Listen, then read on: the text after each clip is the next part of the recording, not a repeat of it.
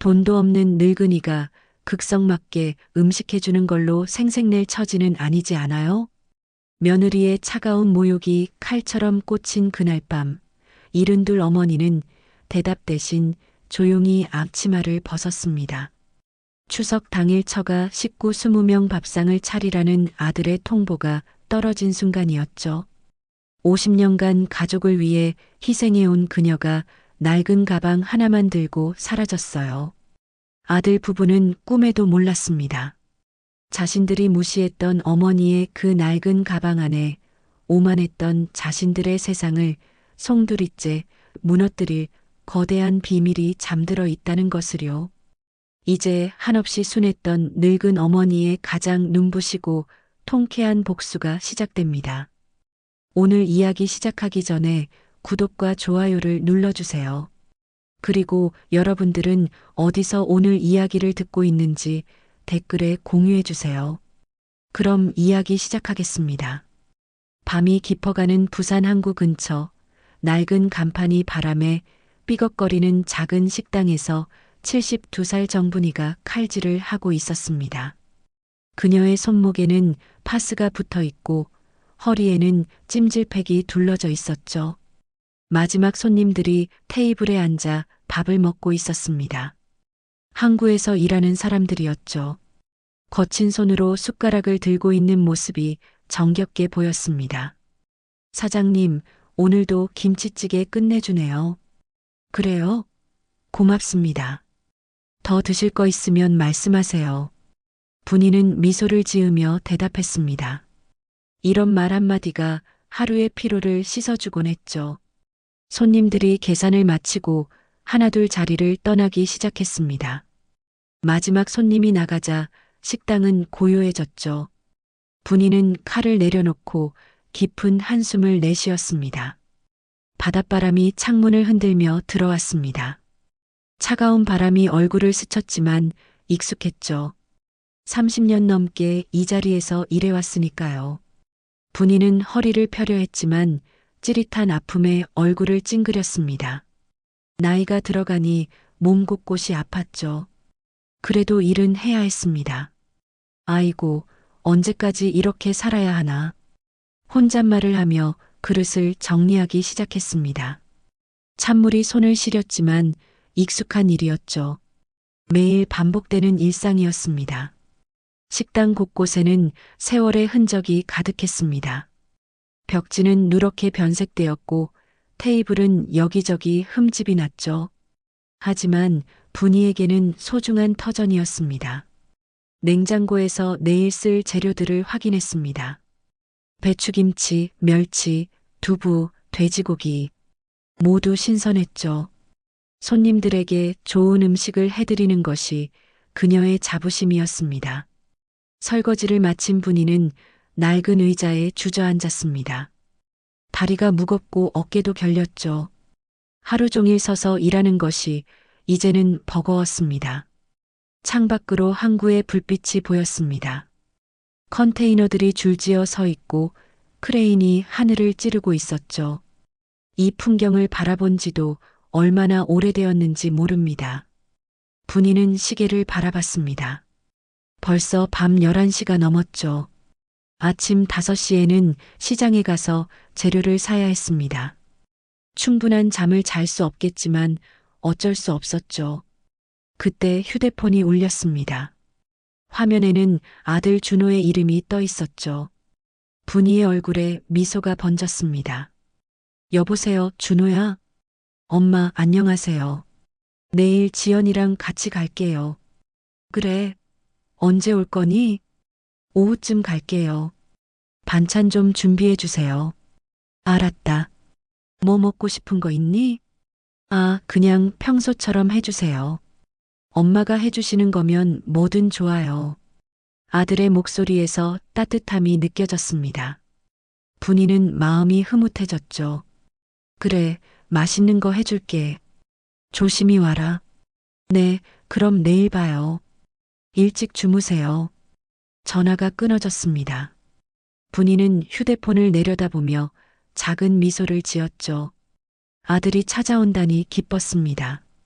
그럼 내일은 좀 더 일찍 준비해야겠네. 분이는 일어서서 가스레인지를 확인했습니다. 안전하게 잠겨 있었죠. 냉장고 문도 제대로 닫혔는지 살펴봤습니다. 이런 작은 것들도 이제는 2번씩 확인해야 했죠. 주방을 정리하며 내일 만들 반찬 목록을 머릿속으로 그려봤습니다. 김치, 멸치볶음, 시금치나물, 콩자반. 아들이 좋아하는 것들이었죠. 식당 불을 끄자 어둠이 찾아왔습니다. 항구의 불빛만이 희미하게 실내를 비추고 있었죠. 분이는 뒷문으로 나가 작은 방으로 향했습니다. 방은 소박했습니다. 낡은 침대 하나와 작은 옷장, 그리고 오래된 TV가 전부였죠. 벽에는 젊은 시절 남편과 찍은 사진이 걸려 있었습니다. 여보, 오늘도 수고했어요. 내일은 준호가 온다니까 기뻐해 주세요. 사진 속 남편에게 인사를 건넸습니다. 매일 밤 하는 일이었죠. 남편이 세상을 떠난 지 벌써 15년이 넘었지만 여전히 그가 곁에 있는 것 같았습니다. 분이는 파스를 새로 붙이고 찜질팩을 갈아찼습니다. 몸 곳곳이 쑤시고 아팠지만 견뎌야 했죠. 누군가는 이 일을 해야 했으니까요. 침대에 누우며 천장을 바라봤습니다. 페인트가 곳곳에 벗겨져 있었지만 신경 쓰지 않았죠. 중요한 것은 편히 쉴 수 있다는 것이었습니다. 내일은 아들이 온다는 생각에 마음이 따뜻해졌습니다. 오랜만에 가족이 함께하는 시간이었죠. 어떤 이야기를 나눌지 벌써부터 기대되었습니다. 바닷바람이 창문을 두드리며 밤의 고요함을 깨뜨렸습니다. 분이는 눈을 감으며 내일을 준비했죠. 또 다른 하루를 버텨낼 힘을 모으면서 말입니다. 항구의 불빛이 창문을 통해 희미하게 들어왔습니다. 그 불빛 속에서 분이는 천천히 잠에 빠져들었죠. 내일도 똑같은 하루가 기다리고 있었지만 아들을 만난다는 기대감이 그녀를 편안하게 해주었습니다. 새벽 5시 알람이 울리기 전에 분이는 눈을 떴습니다. 몸이 기억하고 있는 시간이었죠. 허리가 뻐근했지만 일어나야 했습니다. 오늘은 아들이 오는 날이니 더욱 바빠질 것 같았습니다. 아이고, 또 하루가 시작되네. 세수를 하며 거울을 바라봤습니다. 주름이 깊어진 얼굴이 보였죠. 언제 이렇게 늙었나 싶었지만 오늘만큼은 기분이 좋았습니다. 시장으로 가는 길, 분이의 머릿속에 옛 기억이 스쳐 지나갔습니다. 37년 전 25살의 어린 아내였던 시절이었죠. 그때는 모든 것이 꿈처럼 아름다웠습니다. 남편 곁에서 행복했던 나날들이 생생했습니다. 항구에서 작은 상점을 운영하며 소박하지만 행복한 삶을 꾸려가고 있었죠. 미래에 대한 걱정보다는 희망이 더 컸던 시절이었습니다. 임신했을 때의 기억도 떠올랐습니다. 남편이 얼마나 기뻐했는지 모릅니다. 여보, 우리 아들 이름 뭐로 할까요? 준호는 어때? 준수하고 호탕하게 자라라는 뜻으로. 남편의 따뜻한 목소리가 귓가에 맴돌았죠. 그때만 해도 세 사람이 함께할 미래가 기다리고 있다고 믿었습니다. 하지만 운명은 잔혹했습니다. 준호가 3살 때 남편이 갑작스럽게 세상을 떠났죠. 심장마비였습니다. 너무 갑작스러워서 받아들이기 어려웠습니다. 엄마, 아빠 언제 와? 어린 준호가 매일 물었습니다. 분이는 대답할 수 없어 눈물만 흘렸죠. 아이에게 어떻게 설명해야 할지 몰랐습니다. 장례를 치르고 나니 빚더미에 앉았습니다. 남편이 사업 확장을 위해 빌린 돈들이 고스란히 분이의 몫이 되었죠. 어린 아들을 안고 막막했습니다. 그때 외삼촌이 도움의 손길을 내밀었습니다. 분이야, 내가 가진 작은 건물이 하나 있어. 거기서 식당이라도 해보면 어떨까? 삼촌, 저는 요리를 제대로 배운 적이 없는데. 괜찮아. 마음만 있으면 돼. 항구 사람들은 맛보다는 정성을 더 봐.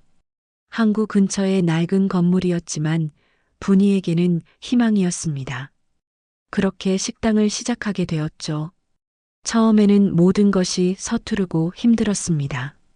요리 경험도 많지 않았고 손님 응대도 어색했죠. 하지만 포기할 수 없었습니다. 준호를 키워야 했으니까요. 사장님, 오늘 김치찌개 좀 싱거운데요? 아, 죄송합니다. 다시 해드릴게요. 실수도 많았지만 항구 사람들은 관대했습니다. 어린 아들을 키우며 혼자 사는 분이를 이해해 주었죠. 점차 요리 솜씨가 늘었습니다. 남편 어머니께서 살아계실 때 옆에서 본 것들이 도움이 되었죠. 김치 담그는 법, 나물 무치는 법, 찌개 끓이는 법을 하나씩 익혀갔습니다. 사장님, 오늘 김치찌개 맛있네요. 밑반찬도 깔끔하고 좋아요. 항구에서 일하는 아저씨들이 한마디씩 건네는 격려가 힘이 되었습니다. 점차 단골 손님들이 생겼고 밥 사장님이라는 별명도 얻었죠. 밥 사장님, 오늘도 수고 많으셨어요. 내일도 맛있는 밥 부탁드려요. 사장님 덕분에 든든하게 먹고 일해요.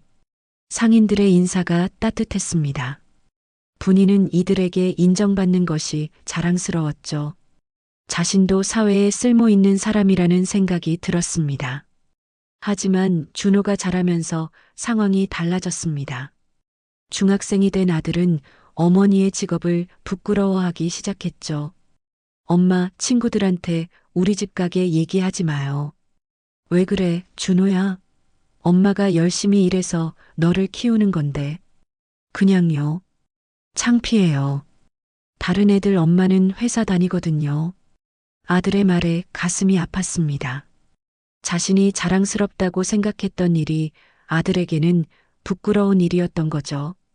그때부터 분이는 더욱 열심히 일했습니다. 아들이 부끄러워하지 않을 만한 어머니가 되고 싶었거든요. 새벽부터 밤늦게까지 식당을 지켰습니다. 엄마는 왜 이렇게 가난해? 친구들은 다 학원도 다니고 그러는데. 고등학생이 된 준호의 원망 섞인 목소리가 아직도 귓가에 맴돌았습니다. 그때 분이는 대답하지 못했죠. 미안하다는 말밖에는. 현재로 돌아온 분이는 시장 앞에 서 있었습니다. 벌써 30분이나 걸어왔는데 기억에 잠겨 있어 시간 가는 줄 몰랐죠. 분이 씨, 오늘도 일찍 나왔네요. 채소가게 사장이 반갑게 인사했습니다. 네, 안녕하세요. 오늘 아들이 와서 반찬 만들어야 해요. 아, 그래요? 그럼 좋은 걸로 골라드릴게요. 시장에서의 일상이 시작되었습니다.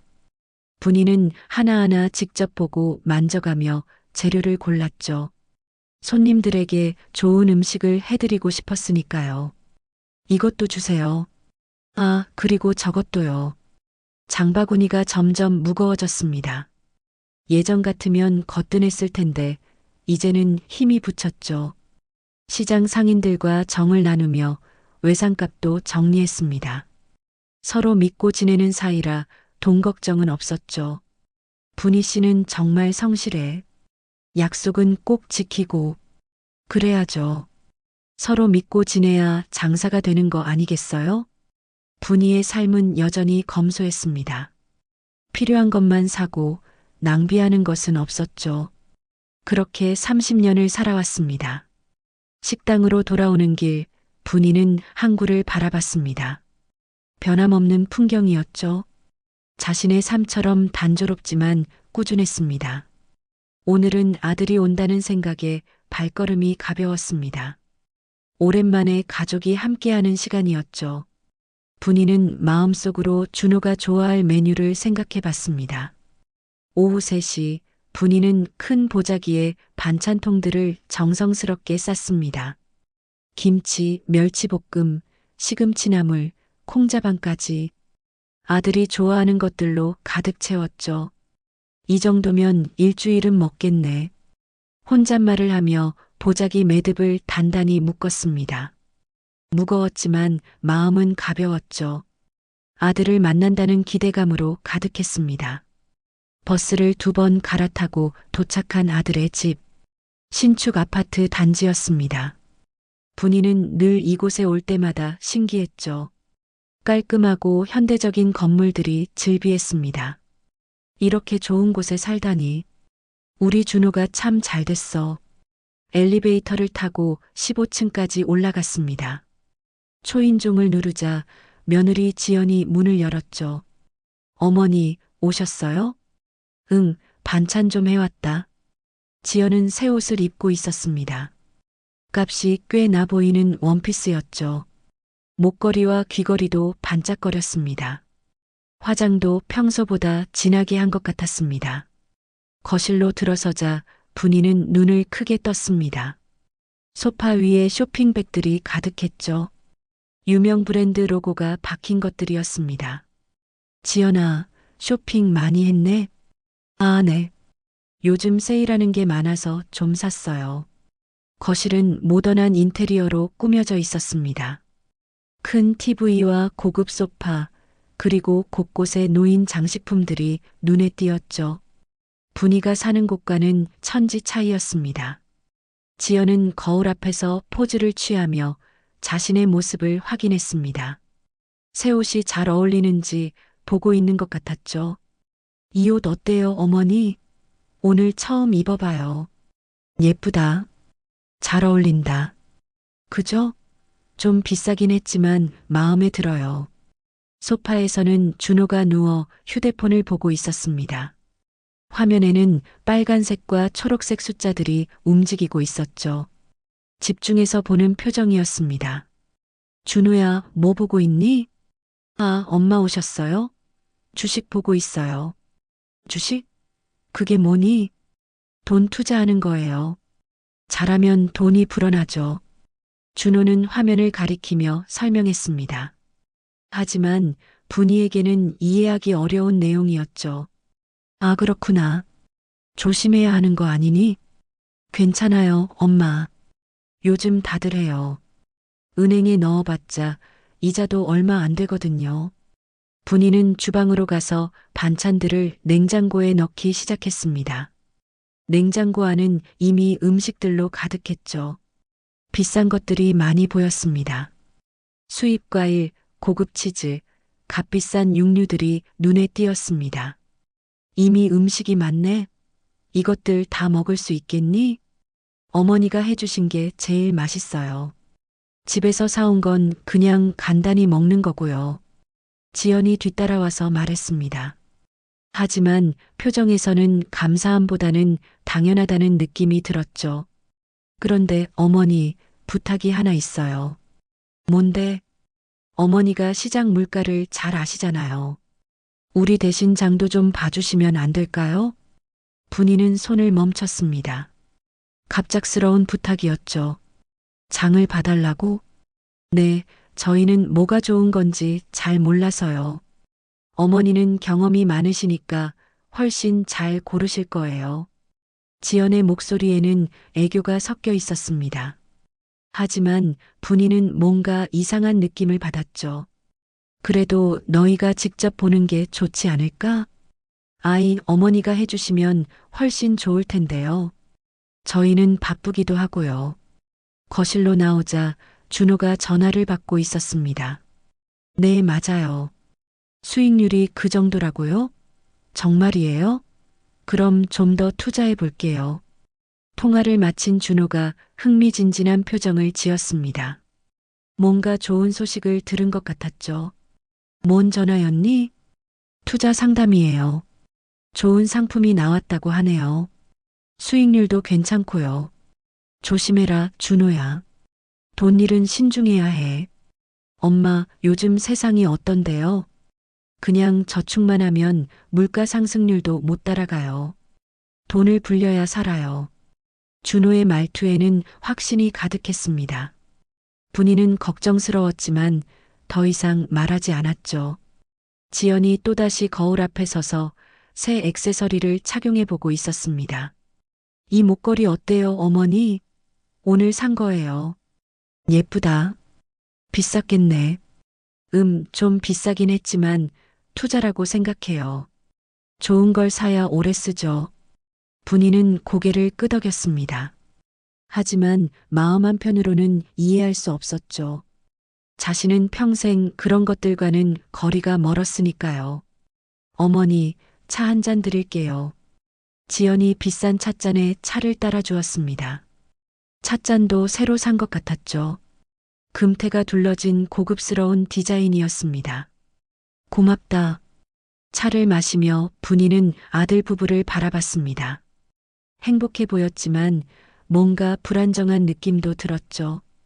돈에 대한 이야기가 너무 자주 나왔습니다. 그런데 요즘 수입은 어떠니? 괜찮아요, 엄마. 걱정하지 마세요. 준호는 대수롭지 않게 대답했습니다. 하지만 분이의 눈에는 뭔가 숨기는 것 같았죠. 직장 일은 잘 되고 있고? 네, 잘 되고 있어요. 요즘은 투자도 하고 있어서 부수입도 생기고요. 해가 지기 시작할 무렵 분이는 집을 나서려 했습니다. 벌써 가세요? 응, 내일 아침 일찍 일해야 해서. 어머니, 그 장보기 건은 진짜 생각해 보세요. 저희가 정말 도움이 필요해요. 지연이 다시 한번 부탁했습니다. 분이는 애매하게 웃으며 고개만 끄덕였죠. 엘리베이터를 타고 내려오면서 분이는 생각에 잠겼습니다. 아들 부부가 왜 자꾸 장보기를 부탁하는 걸까? 단순히 편애 때문일까? 아니면 다른 이유가 있는 걸까? 버스 정류장에서 기다리며 아파트 단지를 바라봤습니다. 화려한 조명이 켜지기 시작했죠. 자신이 사는 곳과는 너무 다른 세상 같았습니다. 집으로 돌아가는 길, 분이의 마음은 복잡했습니다. 아들이 잘 사는 것은 기뻤지만 뭔가 석연치 않은 부분들이 있었죠. 특히 지연의 부탁이 계속 머릿속을 맴돌았습니다. 며칠 뒤 분이가 식당에서 점심 준비를 하고 있을 때 지연에게서 전화가 왔습니다. 평소보다 목소리가 밝고 들뜬 것 같았죠. 어머니, 안녕하세요. 응, 지연아. 무슨 일이니? 어머니, 시간 되실 때 잠깐 저희 집에 와주실 수 있어요? 상의 드릴 게 있어서요. 상해? 뭔 상해? 전화로는 좀 그렇고요. 와주시면 자세히 말씀드릴게요. 분이는 궁금했지만 손님 시간이 다가와서 서둘러 전화를 끊었습니다. 오후가 되어서야 아들 집으로 향할 수 있었죠. 아파트 현관문을 열고 들어서자 지연이 반갑게 맞아주었습니다. 거실 테이블 위에는 태블릿이 놓여 있었죠. 어서 와요, 어머니. 앉으세요. 준호도 소파에 앉아 있었습니다. 두 사람 모두 평소보다 진지한 표정이었죠. 무슨 일인데 이렇게 불렀니? 지연이 태블릿을 켜며 말했습니다. 어머니, 추석이 얼마 안 남았잖아요. 그렇지. 벌써 추석이구나. 그런데 이번에 저희 친정 식구들이 모두 와요. 20명 정도 될 것 같아요. 분이는 고개를 끄덕였습니다. 명절에 가족들이 모이는 건 당연한 일이었죠. 그래, 그럼 준비할 게 많겠네. 지연이 화면을 분이에게 보여주었습니다. 화면에는 빼곡하게 음식 목록이 적혀 있었죠. 이것 좀 보세요. 음식 메뉴를 정리해 봤어요. 분이는 화면을 자세히 들여다봤습니다. 갈비찜, 잡채, 전복구이, 대하구이, 각종 전과 나물들이 수십 가지나 적혀 있었죠. 이게 다 필요한 거니? 네, 친정 식구들이 많이 와서요. 어른들도 계시고 아이들도 있고요. 분이는 목록을 다시 살펴봤습니다. 모든 음식이 고급 재료로 만들어야 하는 것들이었죠. 한우갈비, 전복 대하, 참조기까지. 이런 걸 다 해야 하나? 어머니가 해주시면 정말 좋을 것 같아요. 저는 요리를 잘 못해서요. 준호가 옆에서 거들었습니다. 엄마, 지연이 친정에서 어머니 요리 솜씨를 자랑했거든요. 한번 보여드리고 싶대요. 그래도 이렇게 많은 걸 혼자서. 괜찮아요, 어머니. 엄마가 하시면 되죠, 뭐. 준호는 대수롭지 않게 말했습니다. 마치 당연한 일인 양말이죠. 분이는 다시 화면을 들여다봤습니다. 각 음식마다 필요한 재료와 분량이 자세히 적혀 있었죠. 정말 꼼꼼하게 준비한 것 같았습니다. 재료는 어떻게 할 거니? 그것도 어머니가 사주시면 좋을 것 같아요. 어머니가 고르시는 게 더 좋잖아요. 지연의 말에 분이는 잠시 말을 잃었습니다. 요리도 자신이 하고 재료도 자신이 사라는 거였죠. 비용은 얼마나 들까?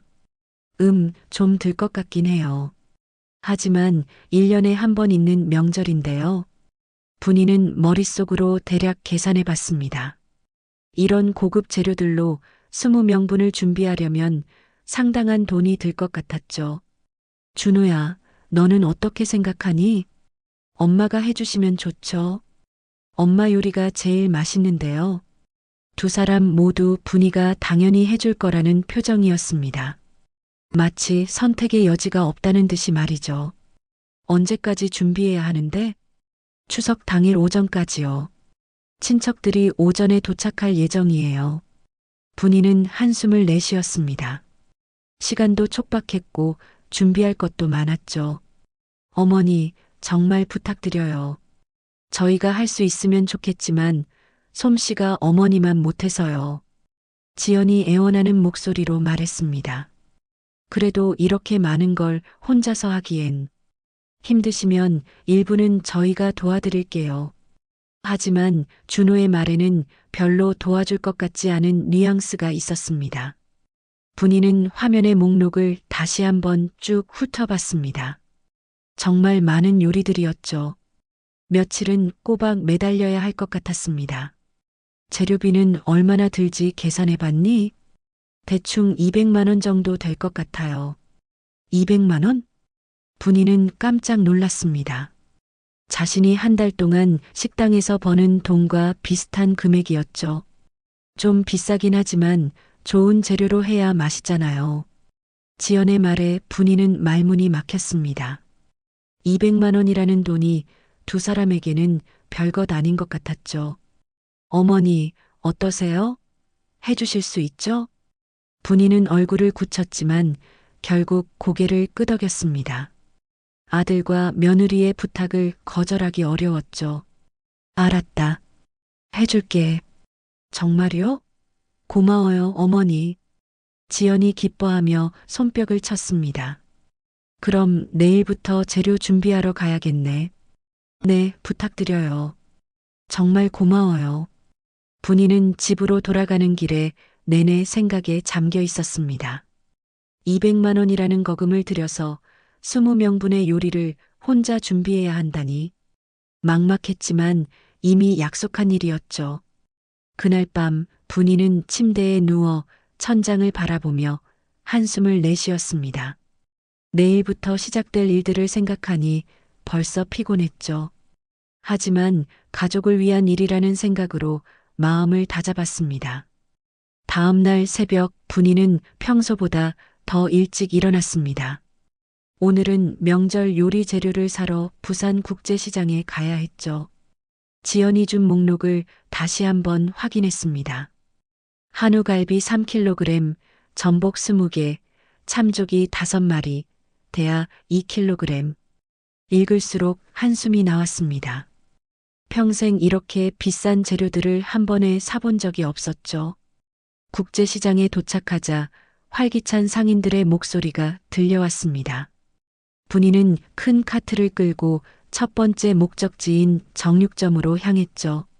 사장님, 한우 갈비 좀 보여주세요. 어떤 걸로 드릴까요? 정육점 주인이 여러 부위를 보여주었습니다. 가격표를 보니 눈이 휘둥그레져졌죠. 이 정도면 얼마나 하나요? 3kg 하시면 80만 원 정도 나올 거예요. 80만 원? 분이는 깜짝 놀랐습니다. 자신이 한 달 동안 먹는 고깃값보다 더 비싸다니. 좀 저렴한 건 없나요? 한우가 다 비싸요. 요즘 특히 더 올랐거든요. 하지만 지연이 명시한 것은 한우였습니다. 분이는 마음을 굳게 먹고 결정했죠. 그럼 그걸로 주세요. 정육점에서 나온 분이의 카트는 이미 무거웠습니다. 다음은 수산물 코너로 향했죠. 전복 좀 보여주세요. 큰 걸로요. 몇 개 드릴까요? 20개요. 수산물 상인이 눈을 크게 떴습니다. 20개요? 큰 잔치 있으세요? 네, 가족 모임이에요. 아, 그렇구나. 좋은 걸로 골라드릴게요. 전복 하나하나가 정말 크고 싱싱해 보였습니다. 하지만 가격도 만만치 않았죠. 이거 얼마나 해요? 개당 2만 원씩 하니까 40만 원이에요. 분이는 숨을 깊게 들이쉬었습니다. 벌써 120만 원이 나간 셈이었죠. 참조기 코너에서도 마찬가지였습니다. 자연산 참조기로 5마리 주세요. 크기가 좀 큰데 괜찮으세요?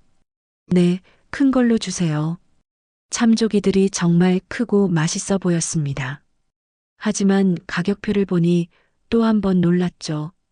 마리당 3만 원이니까 15만 원이에요. 대하도 마찬가지였습니다.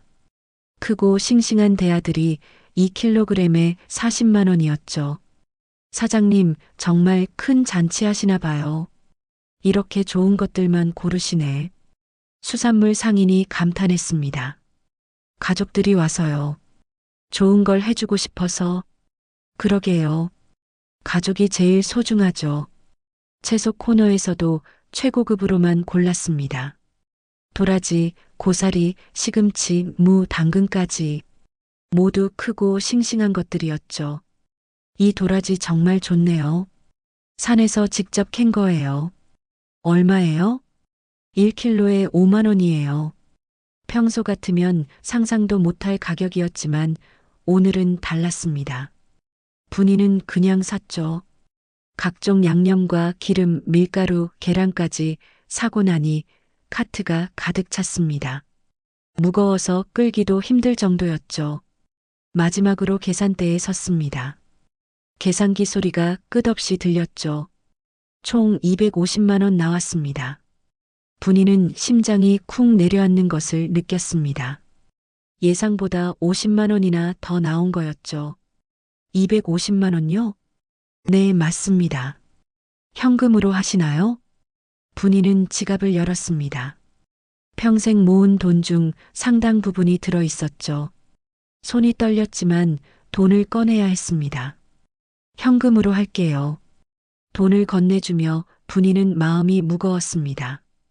이 돈이면 자신은 몇 달을 살 수 있는 금액이었죠. 영수증 여기 있습니다. 좋은 요리 만드세요. 분이는 영수증을 받아들고 카트를 밀고 나왔습니다. 주변 상인들이 모두 쳐다볼 정도로 많은 양이었죠.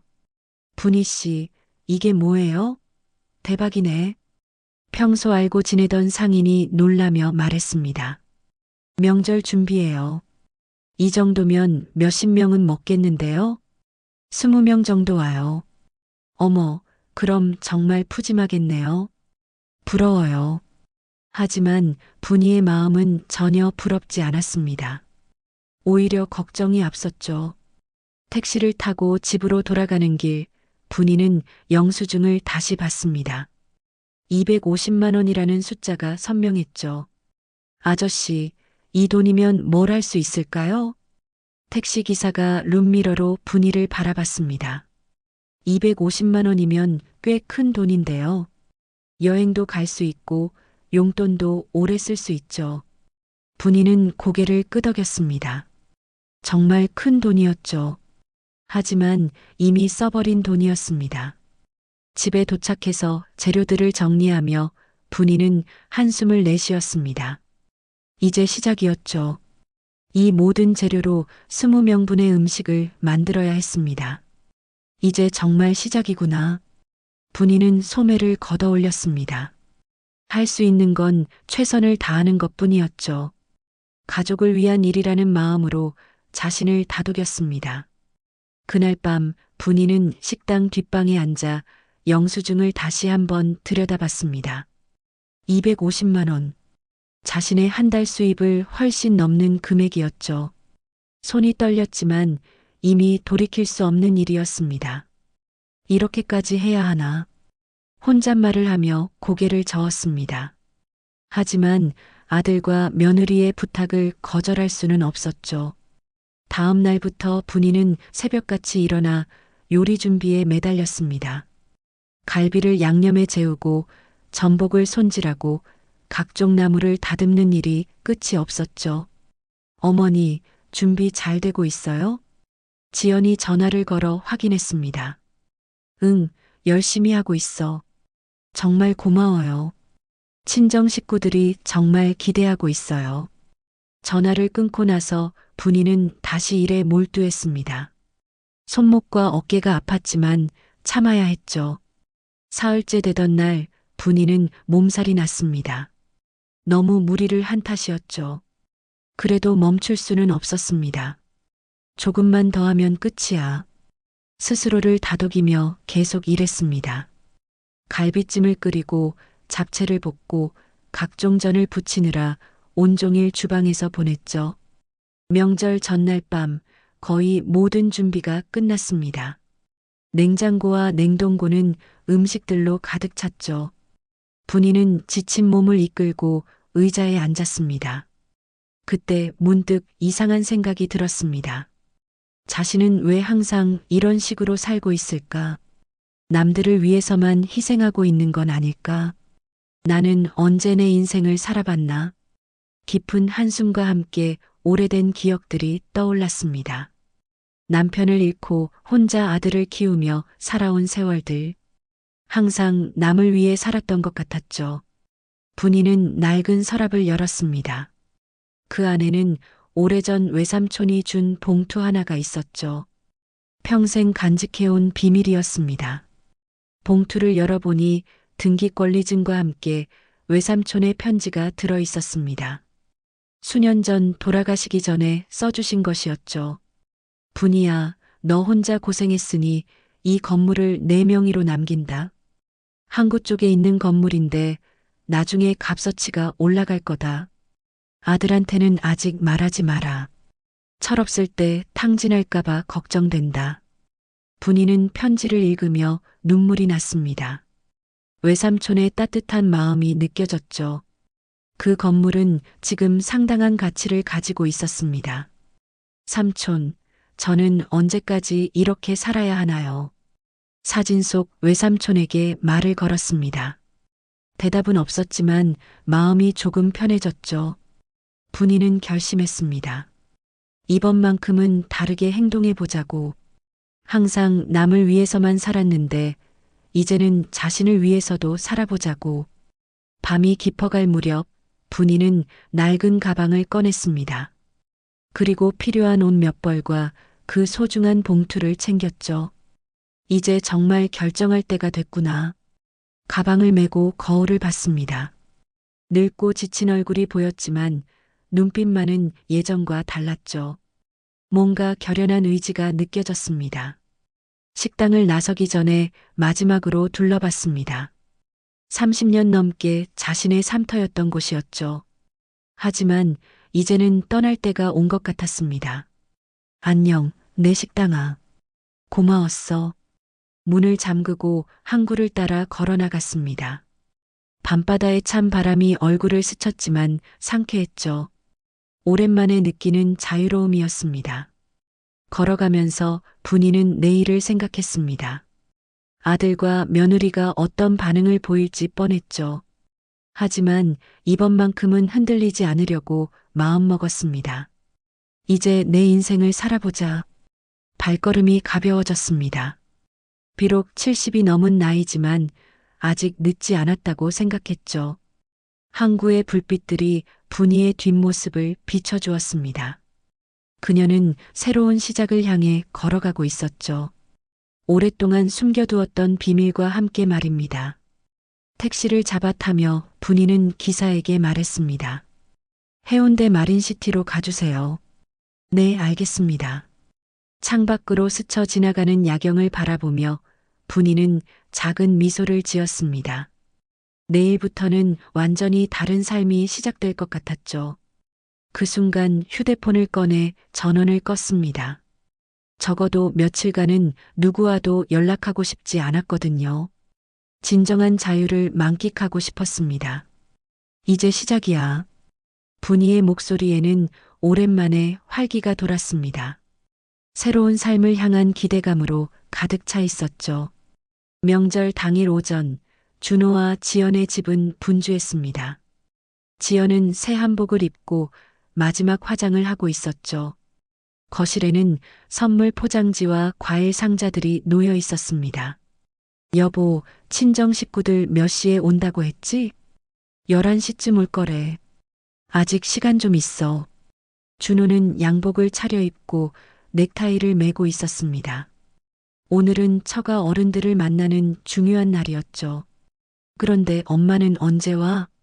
아마 지금쯤 요리하고 계실 거야. 엄마가 워낙 부지런하시니까. 지연이 거울 앞에서 립스틱을 바르며 말했습니다. 정말 다행이야. 엄마가 아니었으면 어떻게 했을지 몰라. 그러게. 우리가 직접 했으면 제대로 안 됐을 텐데. 두 사람은 안심한 듯 웃었습니다. 분이가 모든 것을 완벽하게 준비했을 거라고 믿어 의심치 않았죠. 시간이 흘러 오전 10시가 되었습니다. 보통 때 같으면 분이가 벌써 도착했을 시간이었죠. 하지만 아직 연락이 없었습니다. 엄마한테 전화해봐. 응. 준호가 분이에게 전화를 걸었지만 전원이 꺼져 있었습니다. 이상하다. 전화가 안 돼. 뭔가 준비하느라 바쁘신가 보다. 조금 더 기다려보자. 지연은 크게 걱정하지 않았습니다. 분이가 항상 시간을 잘 지키는 사람이었거든요. 오전 11시 현관 초인종이 울렸습니다. 지연의 친정 식구들이 도착한 것이었죠. 어머니, 아버지, 어서 오세요. 지연이 밝게 인사하며 문을 열었습니다. 부모님을 비롯해 형제자매들과 그 가족들까지 정말 20명 가까이 되었죠. 어머, 우리 사위 참 잘생겼네. 지연이가 복이 많아. 친정 어른들이 준호를 보며 만족스러워 했습니다. 준호도 정중하게 인사드렸죠. 안녕하세요. 잘 오셨습니다. 사위가 참 예의 바르네. 거실이 금세 사람들로 가득 찼습니다. 아이들은 뛰어다니고 어른들은 담소를 나누었죠. 그런데 음식 냄새가 안 나는데?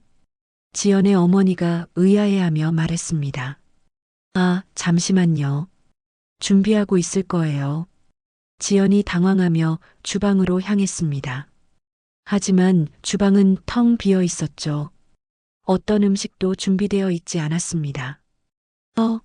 이상한데.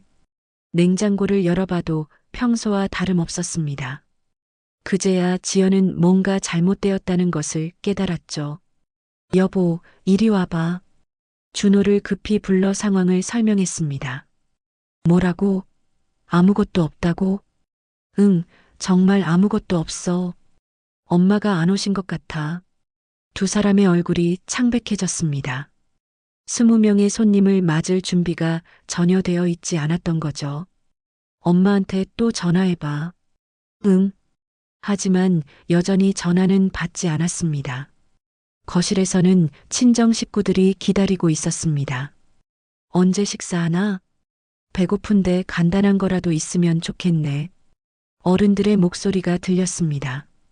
지연은 식은땀을 흘리며 준호를 봤죠. 어떻게 해? 일단 시간을 좀 벌어보자. 준호가 거실로 나가서 말했습니다. 죄송합니다. 준비가 좀 늦어져서요. 조금만 기다려주세요. 괜찮아, 사위야. 천천히 해. 하지만 시간이 지날수록 상황은 더 나빠졌습니다. 아이들은 배고파하기 시작했고 어른들도 의아해했죠. 정말 이상하네. 음식 냄새가 전혀 안 나잖아. 뭔가 문제가 있는 거 아니야? 지연의 형들이 수군거리기 시작했습니다. 정오가 되자 상황은 심각해졌습니다. 모든 사람들이 배고파했고 아이들은 울기 시작했죠. 지연아, 도대체 뭔 일이야? 지연의 어머니가 딸을 불러 물었습니다. 엄마, 사실은. 지연은 더 이상 숨길 수 없어서 사실을 말했습니다. 시어머니가 모든 요리를 준비하기로 했는데 연락이 안 된다고 말이죠. 뭐라고? 그럼 지금 아무것도 준비 안 된 거야? 네, 죄송해요. 친정 식구들의 표정이 일제히 굳어졌습니다. 이게 뭔 일이야? 우리를 이렇게 오게 해놓고 아이들은 배고프다고 우는데 불만의 목소리들이 터져 나왔습니다. 지연과 준호는 고개를 들 수 없었죠. 미안해요. 정말 미안해요. 뭔가 문제가 생긴 것 같아요. 하지만 이미 분위기는 돌이킬 수 없이 나빠진 상태였습니다. 명절을 망쳐버린 것이었죠. 정오를 넘긴 시점, 거실의 분위기는 점점 더 차가워졌습니다.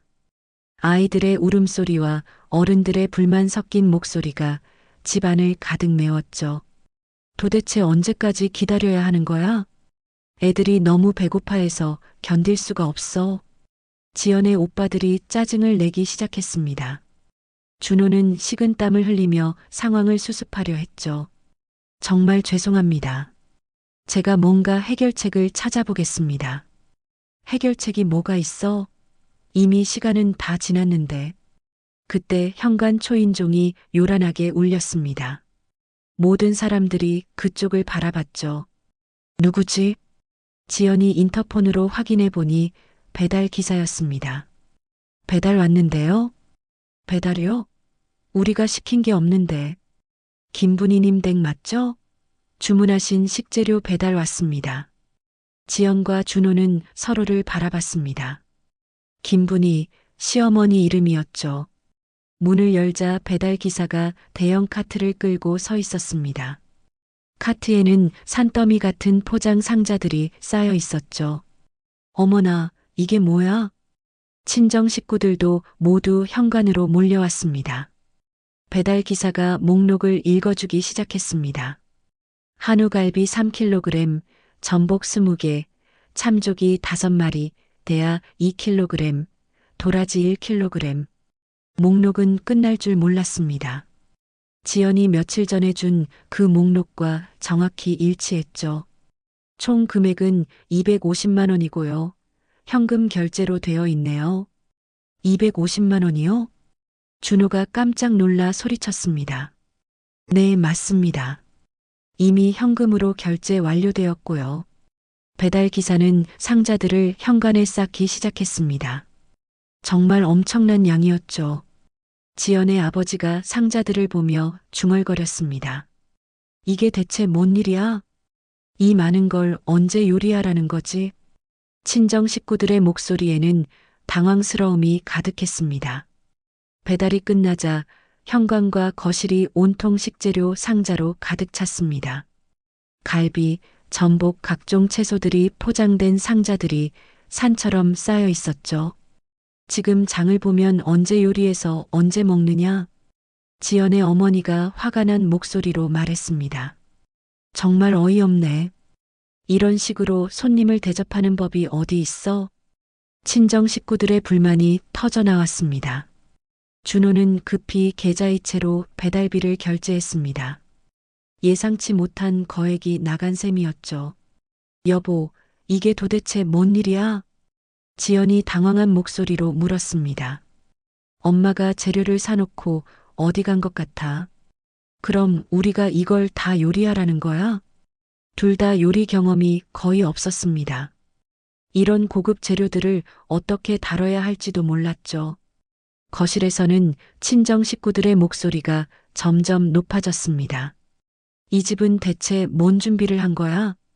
애들은 배고프다고 난리인데. 이런 식으로 명절을 보내자고 우리를 부른 거야? 지연의 형수가 특히 화가 나 있었습니다.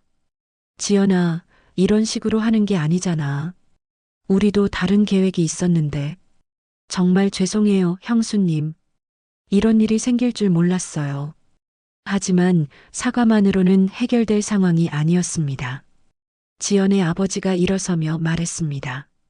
우리는 이만 가겠다. 이런 식으로는 명절을 보낼 수가 없어. 아버지, 잠깐만요. 뭔가 해결해 보겠습니다. 준호가 필사적으로 붙잡았지만 소용없었습니다. 해결이 뭘 해결해? 이미 시간은 다 지났고 애들은 배고픈데. 친정 식구들이 하나둘 짐을 챙기기 시작했습니다. 정말 실망했어, 지연아. 이런 준비성 없는 모습을 보게 될 줄 몰랐다. 지연의 어머니의 말에 지연은 울음을 터뜨렸습니다. 엄마, 정말 미안해요. 이런 일이 생길 줄 몰랐어요. 하지만 이미 돌이킬 수 없는 상황이었습니다. 친정 식구들이 모두 떠나자 집은 텅 비었습니다. 현관과 거실에는 여전히 식재료 상자들만 남아 있었죠. 지연과 준호는 서로를 바라보며 망연자실했습니다. 이제 어떻게 하지? 엄마를 찾아야겠어. 두 사람은 이제야 심각성을 깨달았습니다. 분이에게 무슨 일이 생긴 건지, 왜 갑자기 연락이 안 되는 건지 알아봐야 했죠. 하지만 이미 명절은 완전히 망가진 상태였습니다. 친정 식구들 앞에서 받은 굴욕은 씻을 수 없었죠. 친정 식구들이 떠난 후 집은 무거운 침묵에 휩싸였습니다. 지연은 소파에 주저앉아 손으로 얼굴을 가렸죠. 준호는 휴대폰을 들고 계속 분이에게 전화를 걸었지만 여전히 꺼져 있었습니다. 도대체 엄마가 왜 이러시는 거야? 연락도 안 되고 이상해. 평소 같으면 벌써 와 계셨을 텐데. 두 사람은 불안해지기 시작했습니다. 분이가 이렇게 약속을 어기는 사람이 아니었거든요. 지연이 눈물을 닦으며 일어났습니다. 시어머니 집에 가봐야겠어. 뭔가 잘못된 것 같아. 그래, 가보자. 직접 확인해야겠어. 두 사람은 서둘러 분이의 식당으로 향했습니다. 가는 길에도 계속 전화를 걸었지만 소용없었죠. 식당에 도착했을 때 문이 굳게 잠겨 있었습니다. 평소 같으면 이 시간에는 문을 열고 영업을 하고 있을 텐데 말이죠. 어머니 계세요? 문을 두드려 봤지만 아무 대답이 없었습니다. 이상하다. 엄마가 어디 간 거지? 준호가 휴대폰으로 손전등을 켜서 창문 너머로 살펴봤습니다. 식당 안은 어두웠고 평소와 다른 느낌이었죠. 뒷문으로 가보자. 뒷문도 마찬가지로 잠겨 있었습니다. 분이의 방 창문도 커튼이 쳐져 있어서 안을 볼 수 없었죠. 이웃집에 물어보자. 옆 가게 사장에게 물어봤지만 별다른 정보를 얻을 수 없었습니다. 어젯밤에 분이 씨 나가는 거 봤는데 가방을 들고 있더라고. 가방을 들고요? 응, 작은 여행 가방 같은 걸 메고 나가더라. 어디 가시나 했는데. 지연과 준호는 서로를 바라봤습니다. 여행 가방을 들고 나갔다는 것은 어딘가 갈 계획이 있었다는 뜻이었죠. 혹시 언제 나가셨는지 아세요? 밤 늦게였어. 12시쯤 됐나? 택시 타고 가더라고. 두 사람은 점점 더 불안해졌습니다. 분이가 갑자기 어딘가 떠난 것 같았거든요. 집으로 돌아온 지연은 분이의 방을 살펴보기로 했습니다. 예비 열쇠가 있었거든요. 들어가 봐도 될까? 어쩔 수 없지. 확인해 봐야겠어. 분이의 방 문을 열고 들어서자 두 사람은 깜짝 놀랐습니다. 옷장이 텅 비어 있었거든요. 옷이 없어. 진짜 어디 간 거네. 서랍을 열어봐도 마찬가지였습니다. 평소 분이가 소중히 간직하던 물건들이 사라져 있었죠. 이게 뭔 일이야? 엄마가 왜 갑자기? 지연이 당황해하며 말했습니다. 뭔가 계획적으로 나간 것 같아. 옷도 챙기고 중요한 물건들도 가져가고. 준호도 상황을 이해할 수 없었습니다. 그때 지연의 휴대폰이 울렸습니다. 친정 어머니였죠. 엄마, 지연아, 집에 잘 들어갔니? 정말 오늘 일은 너무했다. 지연의 어머니 목소리에는 실망감이 가득했습니다. 엄마, 정말 미안해. 이런 일이 생길 줄 몰랐어. 사위 어머니가 갑자기 사라진 거야? 이해할 수가 없네. 지금 찾고 있어. 뭔가 급한 일이 생긴 것 같아. 급한 일이라니. 명절에 손님들 오는데 그것보다 급한 일이 어디 있어? 전화 너머로 친정 가족들의 불만 섞인 목소리가 들렸습니다. 다시는 이런 일 없도록 해. 우리 얼굴이 다 깎였잖아. 네, 엄마. 정말 죄송해요. 전화를 끊고 나서 지연은 눈물을 흘렸습니다. 이제 어떻게 해? 친정에서도 화났는데. 일단 엄마부터 찾아야겠어. 뭔가 이유가 있을 거야. 하지만 어디서부터 찾아야 할지 막막했습니다. 현관에는 여전히 식재료 상자들이 쌓여 있었습니다. 250만 원어치의 고급 재료들이 그대로 방치되어 있었죠. 이것들은 어떻게 하지? 일단 냉장고에 넣어야겠어. 상할까봐. 두 사람은 무거운 마음으로 식재료들을 정리하기 시작했습니다. 하지만 냉장고가 작아서 다 들어가지도 않았죠. 엄마가 정말 이런 분이었나? 지연이 의문을 표했습니다. 아니야. 엄마는 절대 이런 분이 아닌데. 준호도 어머니의 갑작스러운 행동을 이해할 수 없었습니다. 명절이 완전히 망가진 하루였습니다. 친정 식구들에게 굴욕을 당하고 시어머니는 행방불명이 되고 거액의 돈만 날린 셈이었죠. 내일부터 엄마를 본격적으로 찾아보자. 응, 그래야겠어. 하지만 두 사람은 이것이 시작에 불과하다는 것을 아직 모르고 있었습니다. 명절이 지나고 며칠 뒤 준호와 지연은 계속해서 분이를 찾고 있었습니다. 경찰서에도 신고를 했지만 성인이 자발적으로 집을 나간 것 같다는 답변만 돌아왔죠. 도대체 엄마가 어디 간 거야?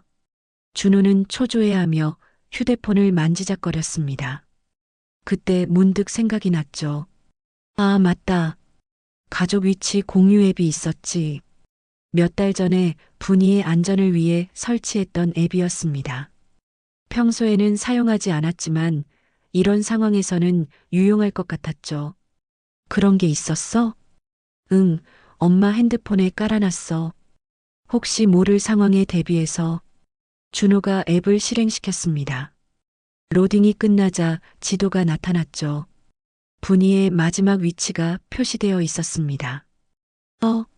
이상한데. 지연이 화면을 자세히 들여다봤습니다.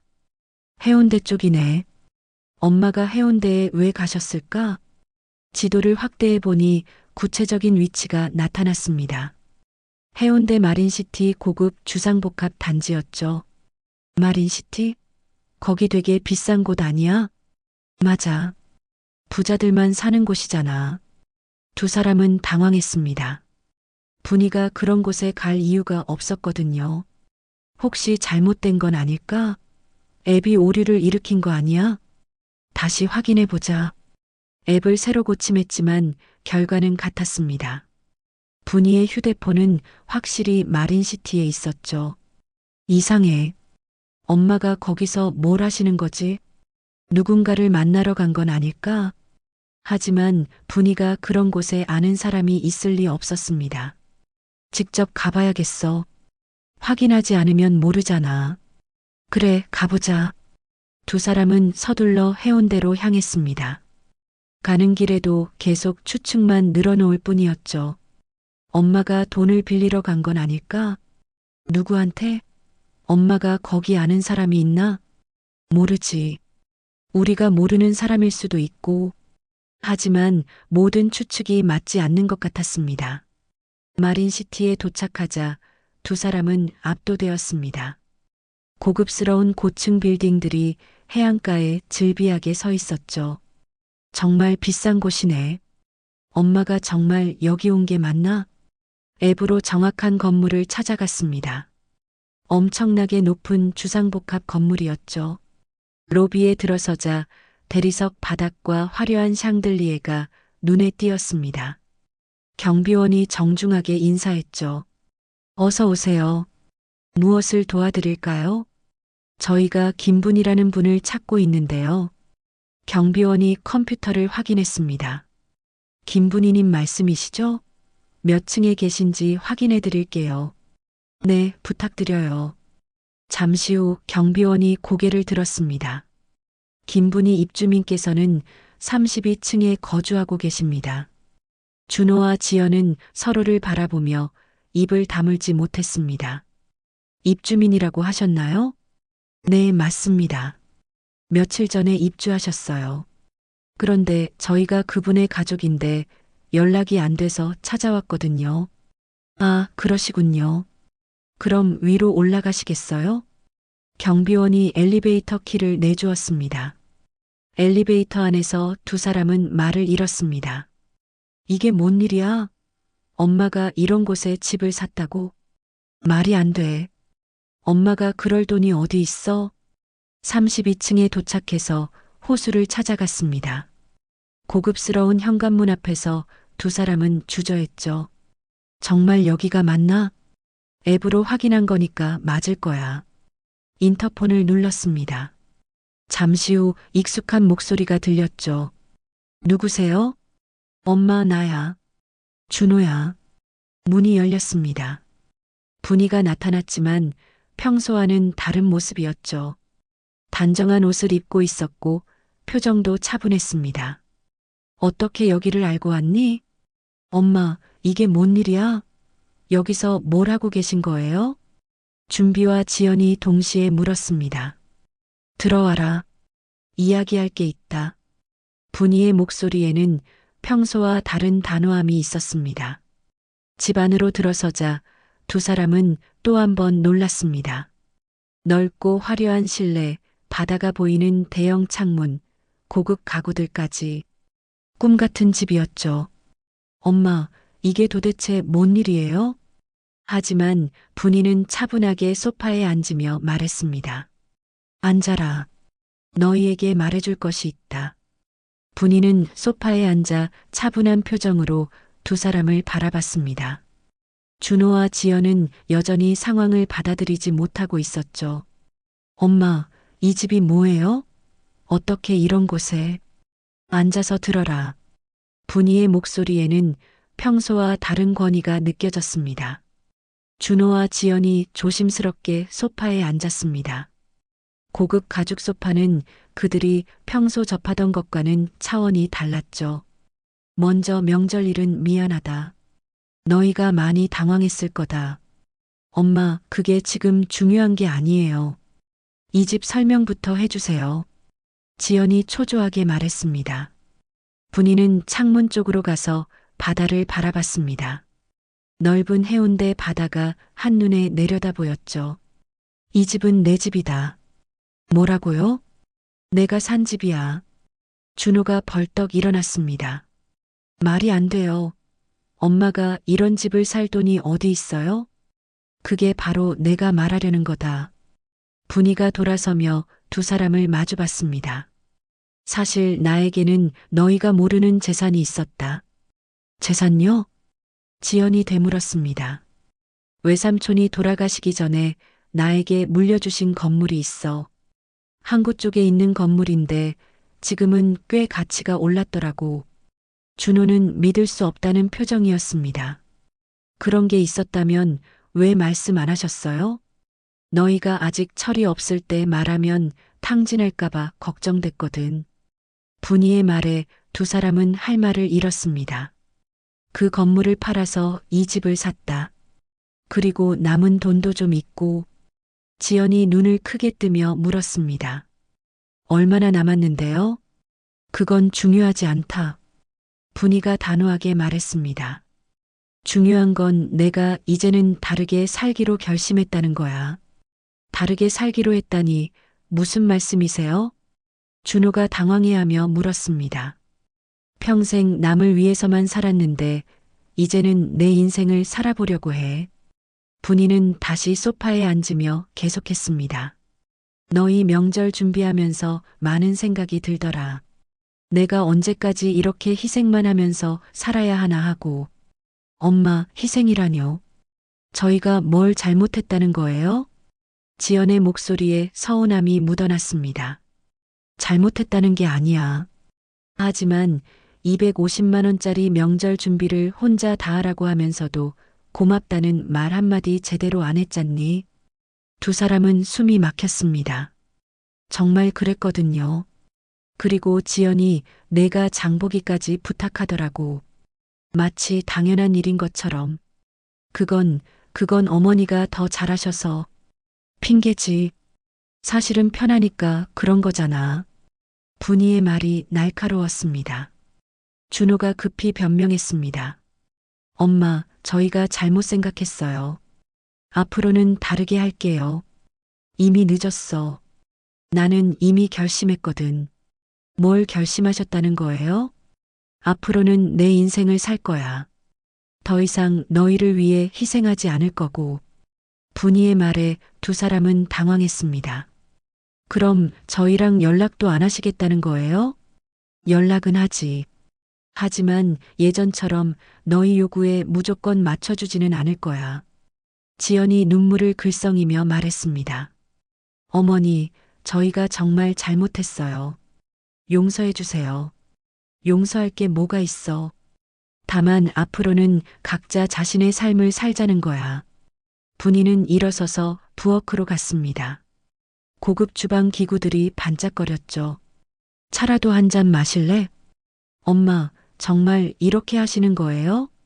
준호가 마지막으로 물었습니다. 그래. 나도 내 인생을 살아볼 권리가 있잖니. 두 사람은 서로를 바라봤습니다. 상황이 완전히 바뀐 거였죠. 그런데 이 집값은 얼마나 했어요? 지연이 조심스럽게 물었습니다. 15억 정도. 15억이요? 두 사람은 기절할 뻔했습니다.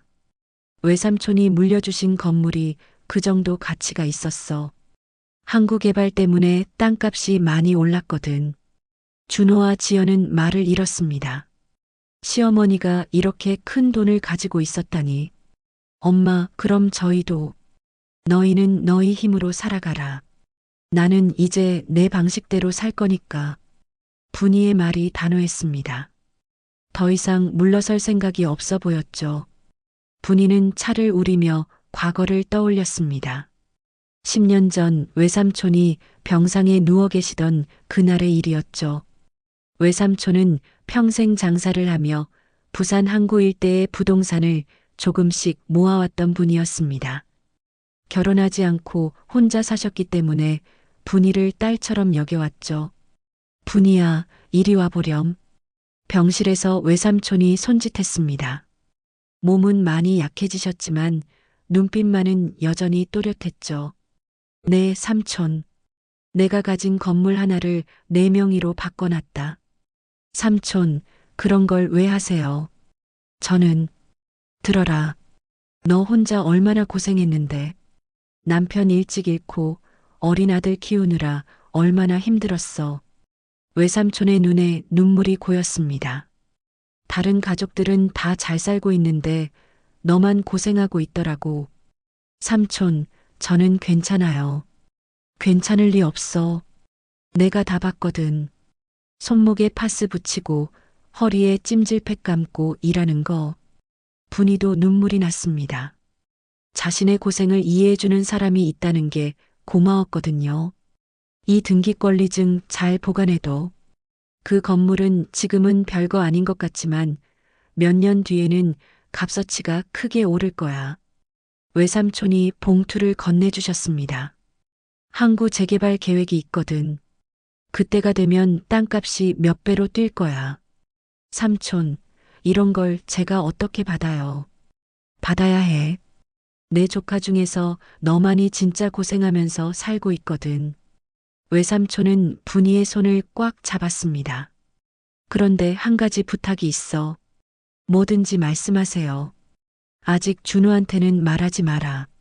왜요? 아직 애가 어리잖아. 갑자기 큰 돈이 생겼다는 걸 알면 마음가짐이 달라질 수 있어. 분이는 고개를 끄덕였습니다. 준호가 철이 들고 나서 말해줘도 늦지 않아. 그때까지는 내가 잘 관리해 두라고. 알겠어요, 삼촌. 그리고 하나 더. 그 건물 관리는 내가 믿을 만한 부동산 중개업체에 맡겨뒀어. 매달 임대료도 들어올 거야. 외삼촌이 명함을 하나 더 주셨습니다. 여기 사장이 모든 걸 알고 있어. 필요하면 연락해봐. 정말 고마워요, 삼촌. 고맙긴. 내가 해줄 수 있는 건 이것뿐이야. 외삼촌은 며칠 후 편안히 돌아가셨습니다. 분이는 그 봉투를 소중히 간직했죠. 그 후 몇 년간 매달 임대료가 들어왔습니다. 크지 않은 금액이었지만 분이에게는 큰 도움이 되었죠. 그 돈으로 준호의 학비를 대고 생활비에 보탰습니다. 하지만 준호에게는 말하지 않았습니다. 외삼촌의 당부 때문이기도 했고 정말 아들이 철없이 행동할까봐 걱정되기도 했거든요.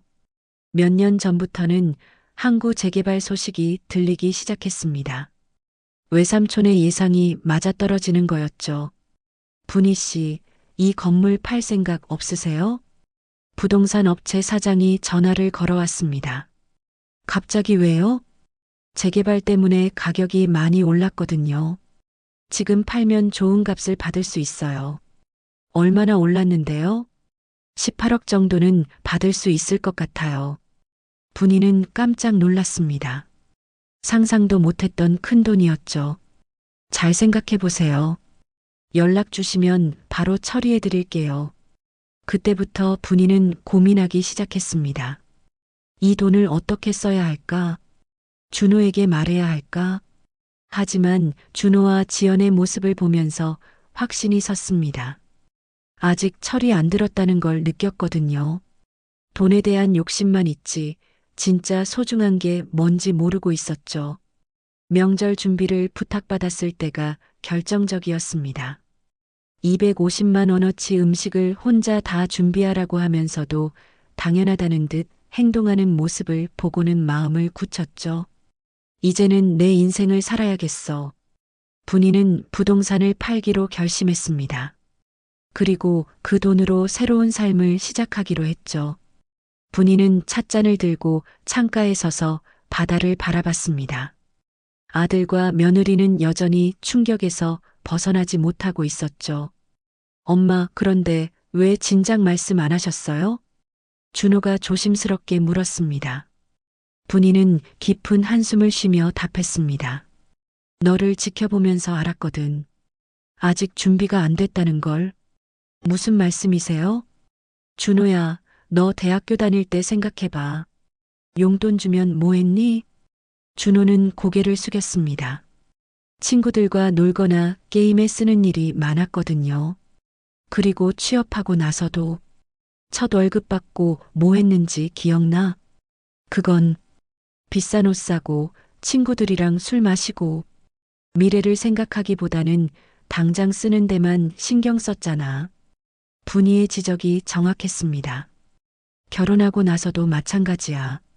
지연이와 함께 쇼핑하고 비싼 것만 사려고 하고 지연이 변명했습니다. 그건 필요한 것들이었어요. 필요한 게 아니라 원하는 거였지. 차이를 알아? 분이의 말에 두 사람은 할 말이 없었습니다. 특히 요즘 들어서는 주식 투자한다고 야단이더라고. 돈 벌 생각만 하고. 그것도 미래를 위해서. 미래를 위해서? 그럼 부모님께 효도하는 것도 미래에 하려고? 준호는 얼굴이 빨개졌습니다. 분이는 소파에 앉으며 계속했습니다. 내가 이 돈을 진작 말했더라면 어떻게 됐을까? 너희는 일도 제대로 안 하고 그 돈만 바라고 살았을 거야. 그렇지 않아요. 아니야. 벌써 징조가 있었거든. 무슨 징조요? 몇 달 전에 지연이가 한 말 기억나? 로또 당첨되면 뭘 하고 싶다고 했지? 지연이 기억을 떠올렸습니다. 아, 그때 회사 그만두고 여행 다니고 싶다고 했잖아. 일하기 싫다고. 지연은 부끄러워했습니다. 정말 그런 말을 했거든요. 그리고 준호 너도 큰돈 생기면 사업한다고 했지? 어떤 사업인지도 구체적으로 생각해 본 적 없으면서 준호도 반박할 수 없었습니다. 이런 상황에서 내가 십몇억이 있다고 말했다면 너희는 분명히 달라졌을 거야. 분이의 예상이 틀리지 않다는 것을 두 사람도 느꼈습니다. 그래서 외삼촌 말씀도 맞다고 생각했어. 철이 들 때까지 기다리라고 하신 게. 그럼 언제까지 기다리려고 하셨어요? 언제까지든. 너희가 진짜 철이 들 때까지. 분이는 차를 한 모금 마셨습니다. 하지만 이번 명절일을 보니까 확실해졌어. 아직 한참 멀었구나.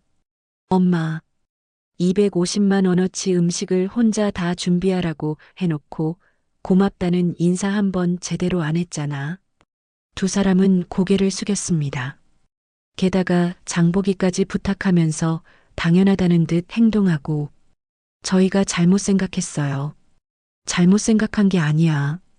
아예 생각을 안 한 거지. 분이의 말이 날카로웠습니다. 나이 70이 넘은 노인한테 20명분 음식 만들라고 하는 게 말이 되니? 죄송해요. 죄송하다고 끝날 일이 아니야. 이건 마음가짐의 문제거든. 분이는 일어서서 다시 창가로 갔습니다. 나도 이제 나이가 들었어. 언제까지 남을 위해서만 살 수는 없잖아. 엄마, 저희가 앞으로 잘할게요. 그래, 잘해봐. 하지만 내 도움은 기대하지 마. 분이의 목소리에는 결연한 의지가 담겨 있었습니다. 이 집에서 내 남은 인생을 편히 살 거야. 더 이상 누군가를 위해 희생하지 않고. 두 사람은 상황의 심각성을 깨달았습니다. 진짜로 관계가 달라진 거였죠. 그럼 저희는 어떻게 하라는 거예요? 너희 힘으로 살아가면 되잖아. 지금까지도 잘 살았으니까. 하지만 사실 두 사람은 분이의 도움에 많이 의존하고 있었습니다. 반찬, 용돈, 각종 도움들을 당연하게 여겨왔던 거죠. 앞으로는 그런 도움 없이 살아야 해. 그게 진짜 독립이야. 분이의 말에 두 사람은 막막함을 느꼈습니다. 이제야 자신들이 얼마나 의존적으로 살아왔는지 깨달았거든요. 분이의 집을 나선 준호와 지연은 차 안에서 한동안 말을 잃고 있었습니다. 충격적인 사실들을 받아들이기 어려웠죠. 여보, 이게 현실이야? 지연이 먼저 입을 열었습니다. 시어머니가 15억짜리 집에 사신다니. 나도 믿어지지 않아. 엄마가 그런 돈을 가지고 계셨다니. 준호도 아직 정신이 없었습니다. 그런데 우리한테는 한 푼도 안 주신다는 거지? 그런 것 같아. 두 사람은 실망감에 빠졌습니다. 갑자기 나타난 거액의 재산을 눈앞에서 놓친 기분이었죠. 집에 돌아온 후 두 사람의 대화는 계속 그 돈에 대한 것이었습니다. 15억이면 얼마나 큰 돈인지 알아? 우리가 평생 벌어도 모을 수 없는 돈이야. 지연이 계산기를 두드려 봤습니다. 이자만 해도 연간 몇 천만 원은 나올 텐데. 정말 부럽다. 부러움은 곧 아쉬움으로 바뀌었습니다. 우리도 그 돈이 있으면 얼마나 좋을까? 그러게. 회사도 그만두고 편하게 살 수 있을 텐데. 며칠 후 두 사람은 백화점에 갔습니다. 분이의 부유한 생활을 보고 나서 자극받은 것이었죠. 여보, 이 가방 어때? 지연이 명품 매장에서 비싼 가방을 들고 있었습니다. 얼마인데? 300만 원. 너무 비싸지 않아? 시어머니는 15억짜리 집에 사시는데 우리가 이 정도도 못 사? 지연의 논리에 준호는 할 말이 없었습니다. 그래, 사자. 우리도 좀 잘 살아보자. 그날 두 사람은 평소보다 훨씬 많은 돈을 썼습니다. 명품 가방, 비싼 옷, 고급 시계까지. 기분이 좋아지네. 그러게. 우리도 이 정도는 할 자격이 있어. 하지만 이것은 시작에 불과했습니다. 다음 주에는 더 비싼 것들을 사기 시작했습니다. 여보, 맞춤 양복은 어때?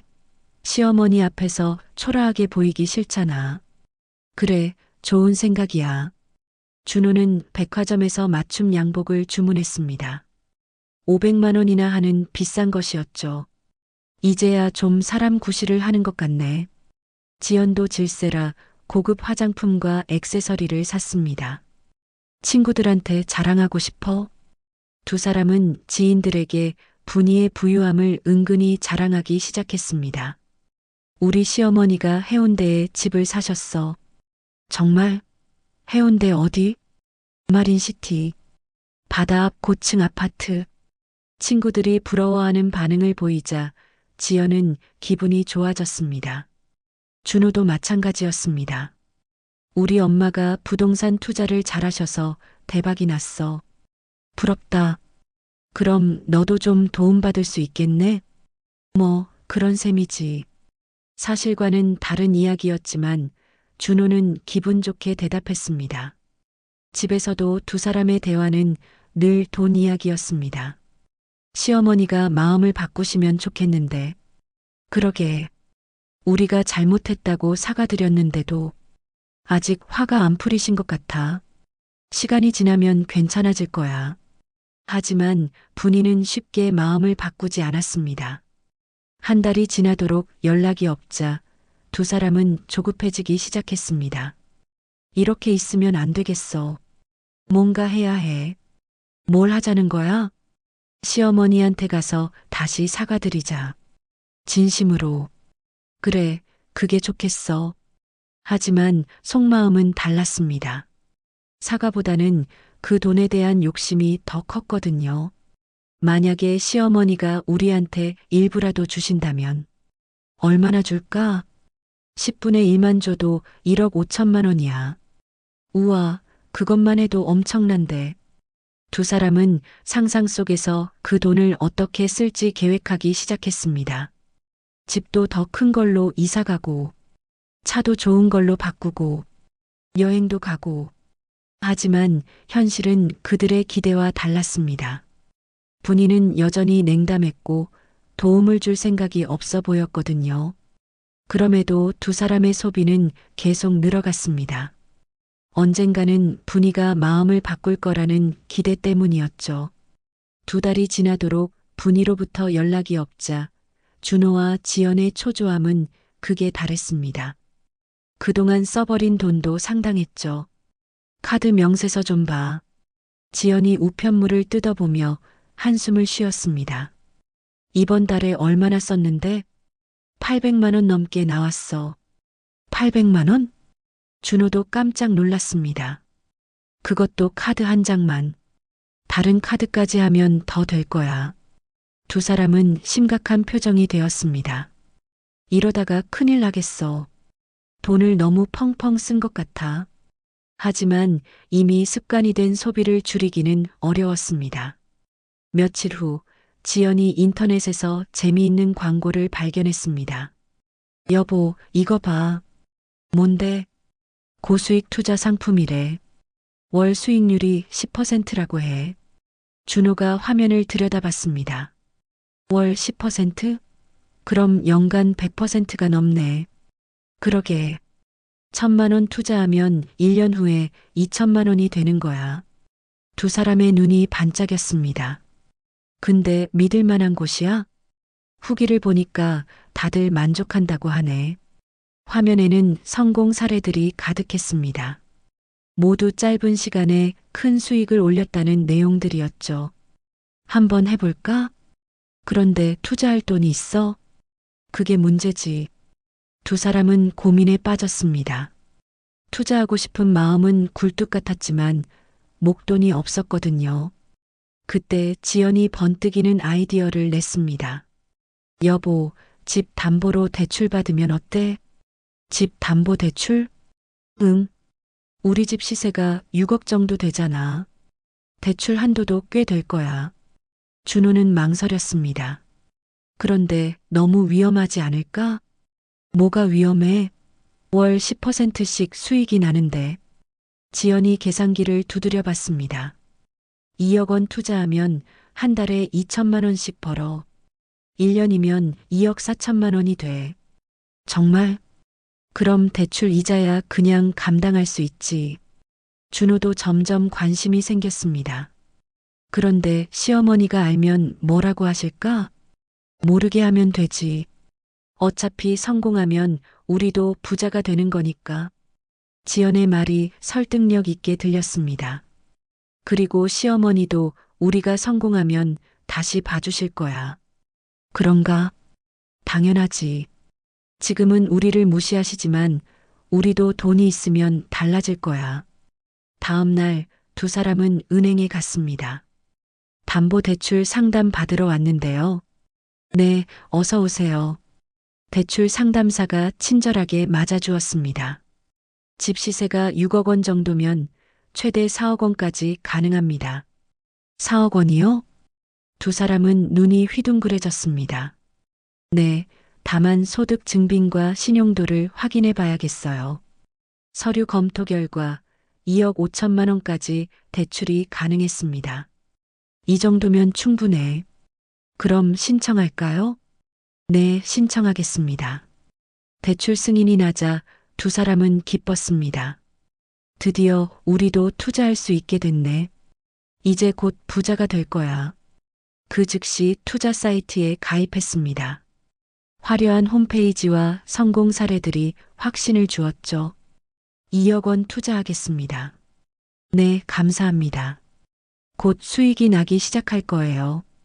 상담원의 친절한 안내를 받으며 투자를 완료했습니다. 한 달 후부터 매달 2천만 원씩 들어온다고 생각해봐. 상상만 해도 기분 좋아. 두 사람은 벌써 성공한 기분이었습니다. 시어머니도 깜짝 놀라실 거야. 우리가 이렇게 성공할 줄 몰랐을 텐데. 그때 되면 우리도 당당해질 수 있어. 하지만 그들이 빠진 것은 달콤한 함정이었습니다. 고수익을 약속하는 사기성 투자였거든요. 첫 달에는 정말로 2천만 원이 들어왔습니다. 봐, 내 말이 맞았지? 정말 대단해. 이렇게 쉽게 돈을 벌 수 있다니. 하지만 이것은 새로운 투자자들을 끌어들이기 위한 미끼였습니다. 더 투자하면 어때? 수익률이 이렇게 좋은데. 그래, 더 투자해보자. 두 사람은 추가로 5천만 원을 더 투자했습니다. 결국 총 3억 원이라는 거액을 투자한 셈이었죠. 하지만 행복한 시간은 오래가지 않았습니다. 투자한 지 한 달 반이 지났을 때 이상한 일이 벌어지기 시작했습니다. 두 번째 달 수익금이 예정일보다 며칠 늦어진 거였죠. 왜 아직 안 들어왔지? 준호가 투자 사이트에 접속해 봤습니다. 시스템 점검 중이라고 나오네. 점검이 이렇게 오래 걸리나? 지연도 불안해하기 시작했습니다. 고객센터에 전화를 걸었지만 연결이 되지 않았습니다. 전화가 안 되네. 이상하다. 어제까지는 됐는데 며칠이 더 지나도 상황은 나아지지 않았습니다. 오히려 더 심각해졌죠. 사이트가 아예 안 열려. 뭔가 잘못된 것 같아. 준호가 다시 사이트에 접속해 보려 했지만 페이지를 찾을 수 없다는 메시지만 떴습니다. 이게 뭐야? 두 사람은 패닉 상태에 빠졌습니다.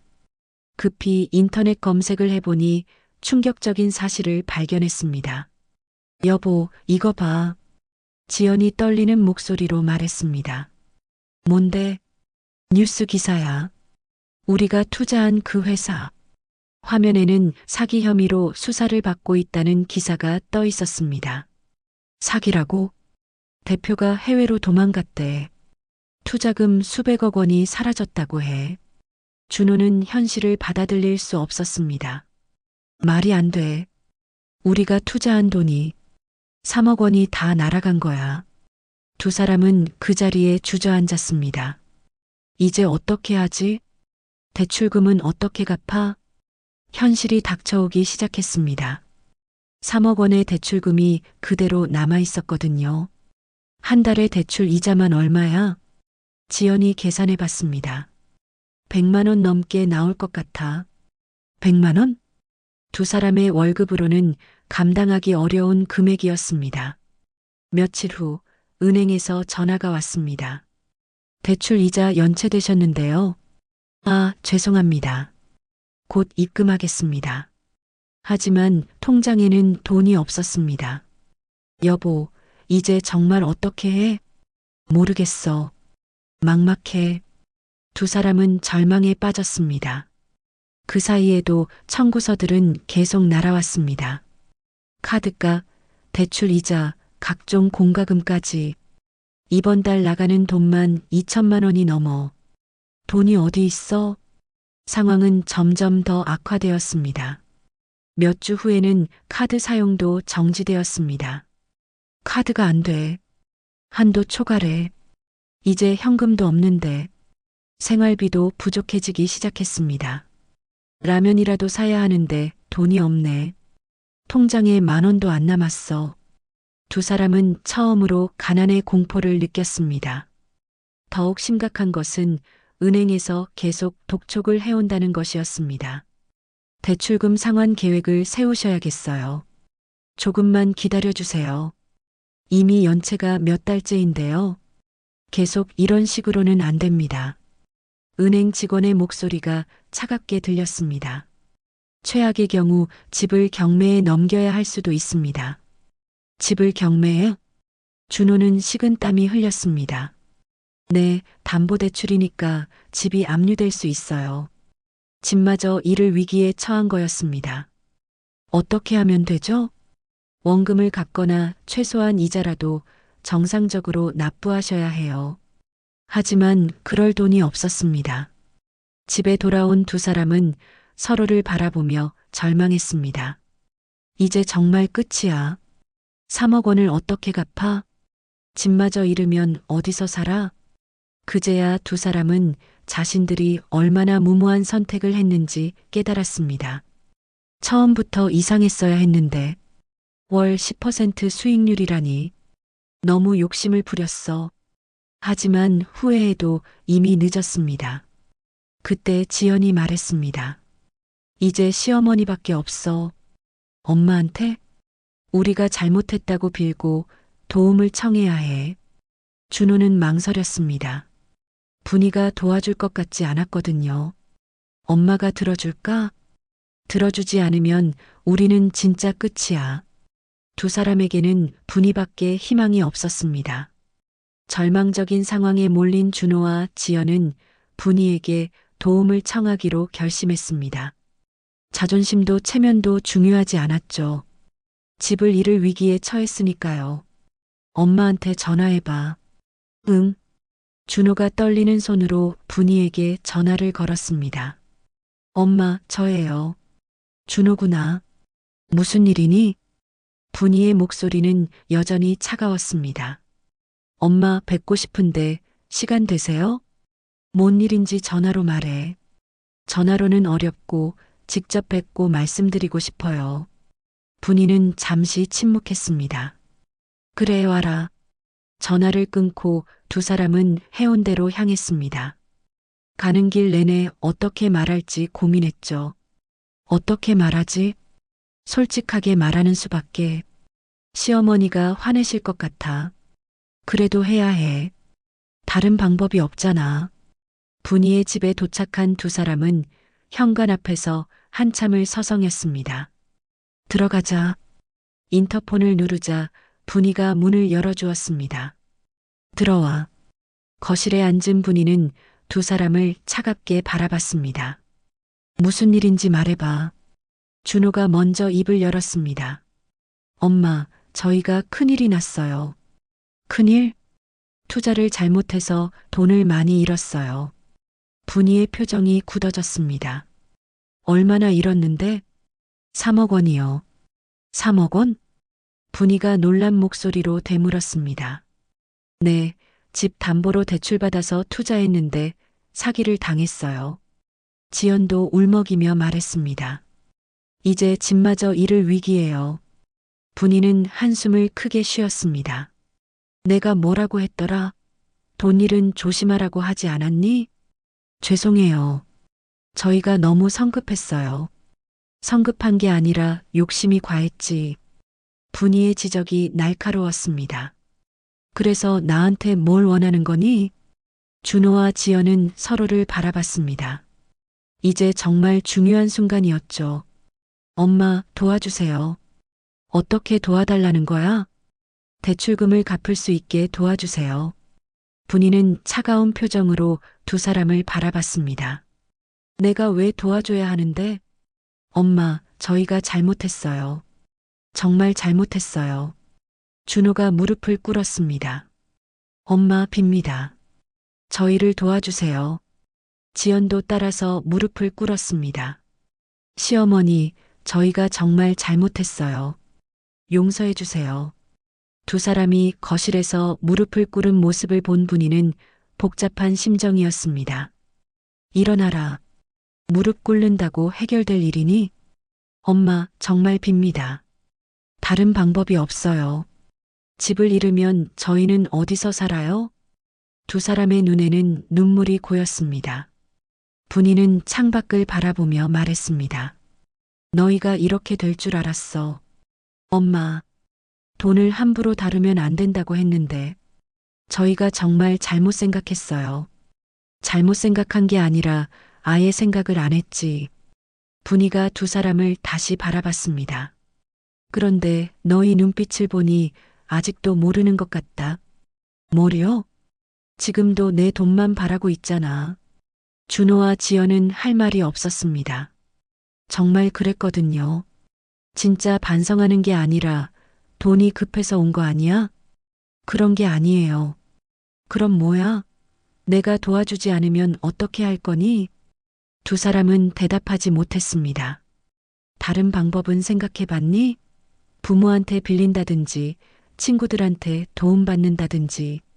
그런 돈을 어디서 구해요? 그럼 나한테만 의존하려고? 분이의 말에 두 사람은 부끄러웠습니다. 내가 도와준다고 해도 너희가 또 실수하면 어떻게 해? 다시는 그런 일 없을 거예요. 정말? 확신하니? 네, 확신해요. 하지만 분이는 믿지 않는 표정이었습니다. 너희 눈빛을 보면 알 수 있어. 아직도 돈에 대한 욕심이 가득하잖아. 정말 그랬습니다. 두 사람은 여전히 분이의 재산을 탐내고 있었거든요. 분이는 무릎 꿇고 있는 두 사람을 내려다보며 마음속 깊이 결심하고 있는 것이 있었습니다. 이미 며칠 전에 내린 결정이었죠. 일어나라. 엄마, 대답해 주세요. 도와주실 거죠? 준호가 간절하게 물었습니다. 일어나서 앉아라. 할 말이 있다. 두 사람이 소파에 앉자 분이는 심각한 표정으로 말했습니다. 너희가 이렇게 될 줄 진작 알았어. 엄마, 외삼촌이 왜 너한테 아직 말하지 말라고 하셨는지 이제 확실히 알겠다. 분이는 찬장에서 서류 봉투를 하나 꺼내왔습니다. 이게 뭔지 알겠니? 뭐예요? 기부 확인서야. 기부 확인서? 두 사람이 의아해했습니다. 내가 가진 재산을 모두 기부했다. 뭐라고요? 준호와 지연은 동시에 소리쳤습니다. 이 아파트도 남은 현금도 모두 바다의 빛 재단에 기부했어. 그럴 리가 없어요. 지연이 믿을 수 없다는 표정으로 말했습니다. 며칠 전에 모든 절차를 마쳤다. 이제 이 집도 재단 소유야. 분이가 서류를 보여주었습니다. 정말로 기부 확인서였죠. 엄마, 왜 그런 일을 하셨어요? 왜긴 뭐가 왜야. 내 돈인데 내가 어떻게 쓰든 상관없잖아. 준호는 현실을 받아들이지 못했습니다. 그럼 저희는 어떻게 하라는 거예요? 너희 힘으로 살아가면 되지. 3억 원 빚을 어떻게 갚아요? 그건 너희가 만든 빚이니까 너희가 책임져야지. 분이의 말이 차가웠습니다. 지연이 울먹이며 말했습니다. 시어머니, 정말 너무하세요. 저희가 이렇게 빌고 있는데 너무하긴 뭐가 너무해. 너희가 욕심을 부린 게 잘못이지. 그래도 가족인데. 가족? 너희가 나를 가족으로 대한 적이 언제 있었니? 분이의 목소리에 분노가 섞였습니다. 명절 때 20명분 음식을 혼자 준비하라고 할 때 가족 생각했니? 그건 250만 원어치 재료비를 내가 내게 할 때 가족 생각했니? 두 사람은 할 말이 없었습니다. 고맙다는 인사 한 번 제대로 하지 않으면서 가족이라고 하니? 저희가 잘못했어요. 이미 늦었어. 너희의 본성을 다 봤거든. 분이는 창밖을 바라보며 계속했습니다. 내가 재산을 숨기고 있을 때는 언제고 알고 나니까 갑자기 달라지더라고. 무슨 말씀이세요?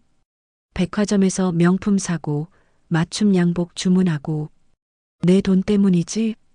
준호와 지연은 부끄러웠습니다. 정말 그랬거든요. 친구들한테 자랑도 하고 마치 너희 돈인 양 행동하고 그런 게 아니었어요.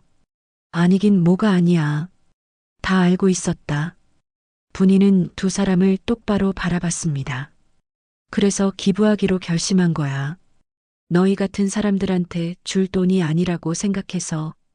엄마, 그럼 정말 한 푼도 안 주시는 거예요? 그래. 한 푼도 없다. 절망적인 현실을 받아들인 지연이 화를 냈습니다. 정말 이기적이세요. 자식도 생각 안 하고. 이기적? 평생 남을 위해 살아온 내가 이기적이라고? 분이의 목소리가 높아졌습니다. 70년을 남을 위해 희생하면서 살았는데 이제 내 뜻대로 사는 게 이기적이니? 그래도 저희가 이런 상황인데 그 상황을 누가 만들었는데? 너희가 욕심부려서 그런 거 아니야? 준호가 마지막으로 애원했습니다. 엄마, 정말 빕니다. 도와주세요. 안 된다. 이미 결정했어. 분이는 일어서서 현관 쪽으로 향했습니다. 이제 나가라. 더 이상 할 말 없다. 엄마, 앞으로 이런 일로는 찾아오지 마라. 문이 닫히자 두 사람은 복도에 서서 망연자실했습니다. 이제 정말 끝이야. 어떻게 하지? 하지만 분이는 마음을 바꿀 생각이 없었습니다. 이것이 아들 부부에게 내리는 마지막 교훈이었거든요. 몇 달 후 부산 항구 근처에 있던 분이의 옛 식당 건물은 완전히 새로운 모습으로 변화했습니다. 바다의 빛 재단이라는 간판이 걸리고 건물 전체가 깔끔하게 리모델링 되었죠. 1층은 따뜻한 분위기의 카페로 꾸며졌습니다.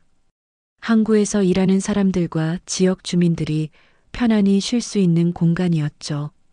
커피 한 잔의 가격도 매우 저렴했습니다. 어머, 여기 정말 좋네요. 커피도 맛있고 분위기도 좋아요. 손님들의 만족스러운 목소리가 들렸습니다. 2층은 상담실로 꾸며져 있었습니다. 경제적 어려움을 겪는 사람들, 특히 중년 여성들과 노인들을 위한 무료 상담 공간이었죠. 걱정 마세요. 방법이 있을 거예요. 정부 지원 제도도 있고 일자리 정보도 제공해 드릴게요. 상담사들이 방문객들을 따뜻하게 맞아주었습니다. 3층은 강의실이었습니다. 요리교실, 컴퓨터 교실, 취업 준비반 등 다양한 프로그램이 운영되고 있었죠. 오늘은 김치 담그는 법을 배워볼게요. 천천히 따라해 보세요. 분이는 직접 요리 강의를 하며 자신의 경험을 나누고 있었습니다. 사장님, 정말 감사해요. 덕분에 새로운 기술을 배웠어요. 아이고, 사장님이라니. 그냥 분이 선생님이라고 불러요. 분이의 얼굴에는 평화로운 미소가 번져 있었습니다. 재단 운영을 도와주는 직원들도 모두 이 지역에서 일자리를 찾지 못했던 사람들이었습니다. 분이가 직접 고용해서 안정적인 일자리를 제공한 거였죠. 분이 선생님 덕분에 저희 가족이 다시 살 수 있게 됐어요. 뭐려? 우리가 서로 도우며 사는 거죠. 재단 사업이 궤도에 오르자 언론의 관심도 받기 시작했습니다. 오늘은 부산 항구에서 활발한 사회봉사 활동을 펼치고 있는 바다의 빛 재단을 소개해 드리겠습니다. 뉴스에서 분이와 재단 소식이 방송되었습니다. 재단 설립자인 김분희 씨는 평생 모은 재산을 모두 기부해서 이 재단을 만드셨다고 합니다. 정말 존경스러운 일이네요. 뉴스를 본 사람들의 반응도 뜨거웠습니다. 분이는 이제 해운대 아파트가 아닌 재단 건물 옆 작은 아파트에서 살고 있었습니다. 화려하지는 않지만 필요한 모든 것이 갖춰진 편안한 공간이었죠. 이 정도면 충분해. 아침마다 재단에 출근해서 사람들을 만나고 상담하고 강의하는 일이 분이에게는 새로운 활력소가 되었습니다. 분이 선생님, 오늘도 일찍 오셨네요. 네, 좋은 아침이에요. 직원들과의 인사도 따뜻했습니다. 어느 날 재단을 방문한 한 할머니가 분이에게 말했습니다. 선생님, 정말 고마워요. 여기 와서 새 친구들도 만나고 새로운 걸 배우고 저도 행복해요. 같이 있으니까 외롭지도 않고 혼자 사시는 거 힘들지 않으세요? 전혀요. 여기 오면 가족들이 다 있잖아요. 정말 그랬습니다. 재단에 오는 사람들이 분이에게는 새로운 가족 같았거든요. 점심시간이 되면 1층 카페에서 직원들과 함께 식사를 했습니다. 오늘 반찬 뭐예요? 김치찜이랑 시금치나물이요. 분이 선생님 요리는 정말 맛있어요. 오랫동안 식당을 했으니까 그럴 수밖에요. 소박하지만 정이 넘치는 시간들이었습니다. 저녁에는 재단 일을 정리하고 집으로 돌아갔습니다. 바다가 보이는 작은 창가에 앉아 차를 마시며 하루를 돌아봤죠. 오늘도 보람 있는 하루였네. 더 이상 누군가를 위해 희생하지 않아도 되고 그렇다고 혼자 외롭게 사는 것도 아니었습니다. 자신이 원하는 방식으로 남을 도우며 살아가는 삶이었죠. 벽에 걸린 외삼촌 사진을 바라보며 분이는 감사 인사를 드렸습니다. 삼촌, 좋은 일에 쓰고 있어요. 고마워요. 이제 분이의 삶은 희생이 아니라 선택이었습니다. 자신이 원해서 하는 일이었고 그 속에서 진짜 행복을 찾았죠. 그로부터 1년 후 준호와 지연은 항구 근처 곰팡내 나는 지하 반지하 방에서 살고 있었습니다. 집은 결국 경매로 넘어갔고 3억 원의 빚은 여전히 그들의 목을 조르고 있었죠. 또 독촉장이 왔네. 지연이 우편물을 뜯어보며 한숨을 쉬었습니다. 이자만 해도 한 달에 150만 원인데 어떻게 갚아? 준호는 소파에 누워 천장의 곰팡이 자국을 바라보고 있었습니다. 다 내가 투자하자고 해서 이렇게 된 거야. 너도 찬성했잖아. 두 사람은 매일 이런 식으로 다퉜습니다. 서로를 탓하며 지내는 날들이었죠. 엄마한테 한 번 더 가볼까? 소용없어. 벌써 몇 번이나 갔는데. 분이는 그들의 연락을 받지 않았습니다. 재단 일에만 집중하며 새로운 삶을 살고 있었거든요. 그럼 우리는 평생 이렇게 살아야 하는 거야? 모르겠어. 정말 모르겠어. 준호의 직장 생활도 순탄하지 않았습니다. 빚 때문에 스트레스를 받다 보니 업무에도 집중할 수 없었죠. 김대리, 요즘 일 처리가 엉성한데 괜찮아? 죄송합니다. 좀 더 신경 쓰겠습니다. 하지만 마음은 쉽게 다잡아지지 않았습니다. 지연도 마찬가지였습니다. 예전처럼 쇼핑을 할 수도 없고 친구들과 어울릴 수도 없었죠. 지연아, 요즘 왜 연락도 안 해? 같이 쇼핑하러 가자. 미안, 요즘 좀 바빠. 사실은 돈이 없어서였지만 말할 수 없었습니다. 그러던 어느 날 TV에서 우연히 분이의 소식을 접했습니다. 부산 항구 지역의 사회복지에 큰 기여를 하고 있는 바다의 빛 재단이 올해의 사회공헌상을 수상했습니다. 화면에는 분이가 상을 받는 모습이 나왔습니다. 환하게 웃고 있는 얼굴이었죠. 재단 설립자인 김분희 씨는 평생 모은 재산을 기부해서 지역 주민들을 돕고 있다고 합니다. 인터뷰하는 분이의 모습을 보며 준호와 지연은 복잡한 심정이었습니다. 엄마가 저렇게 행복해 보이시네. 우리 때문에 고생하시던 때와는 완전히 달라. 두 사람은 그제야 깨달았습니다. 분이가 얼마나 오랫동안 자신들을 위해 희생해 왔는지를. 우리가 정말 이기적이었구나. 엄마 인생을 생각해 본 적이 없었어. 하지만 후회해도 이미 늦었습니다. 한편 분이는 재단에서 또 다른 가족 상담을 하고 있었습니다. 어머니, 아들이 돈을 달라고 계속 조르는데 어떻게 하죠? 아들 나이가 어떻게 되세요? 35인데 아직도 용돈을 달라고 해요. 분이는 고개를 끄덕였습니다. 익숙한 이야기였죠. 무조건 주시면 안 돼요. 그게 아들을 위하는 길이 아니에요. 그래도 불쌍해서요. 지금 당장 불쌍한 게 아니라 계속 그렇게 키우면 평생 불쌍한 사람이 될 거예요. 분이의 조언은 경험에서 우러나온 것이었습니다. 해가 질 무렵 분이는 항구 산책로를 걸으며 바다를 바라봤습니다. 붉은 노을이 바다를 물들이고 있었죠. 외삼촌의 목소리가 귓가에 맴돌았습니다. 분이야, 내 인생도 살아야지. 네, 삼촌. 이제 제 인생을 살고 있어요. 분이는 작은 미소를 지었습니다. 부모님의 뜻도 생각났습니다. 남을 도우며 살라고 하셨던 말씀들이 떠올랐죠. 이제 정말로 남을 돕고 있어요. 희생이 아니라 내 의지로. 바닷바람이 분이의 머리카락을 살랑거렸습니다. 더 이상 무거운 짐을 지고 있는 것 같지 않았죠. 이제 그녀의 삶은 누군가를 위한 희생이 아니었습니다. 자신이 원하는 방식으로 세상을 밝히는 등불 같은 존재가 되었죠.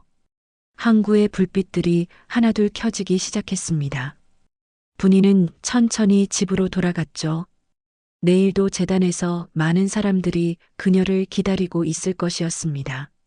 더 이상 외롭지 않은 저녁이었습니다. 진정한 자유와 행복을 찾은 73세 여인의 새로운 인생이 조용히 흘러가고 있었죠.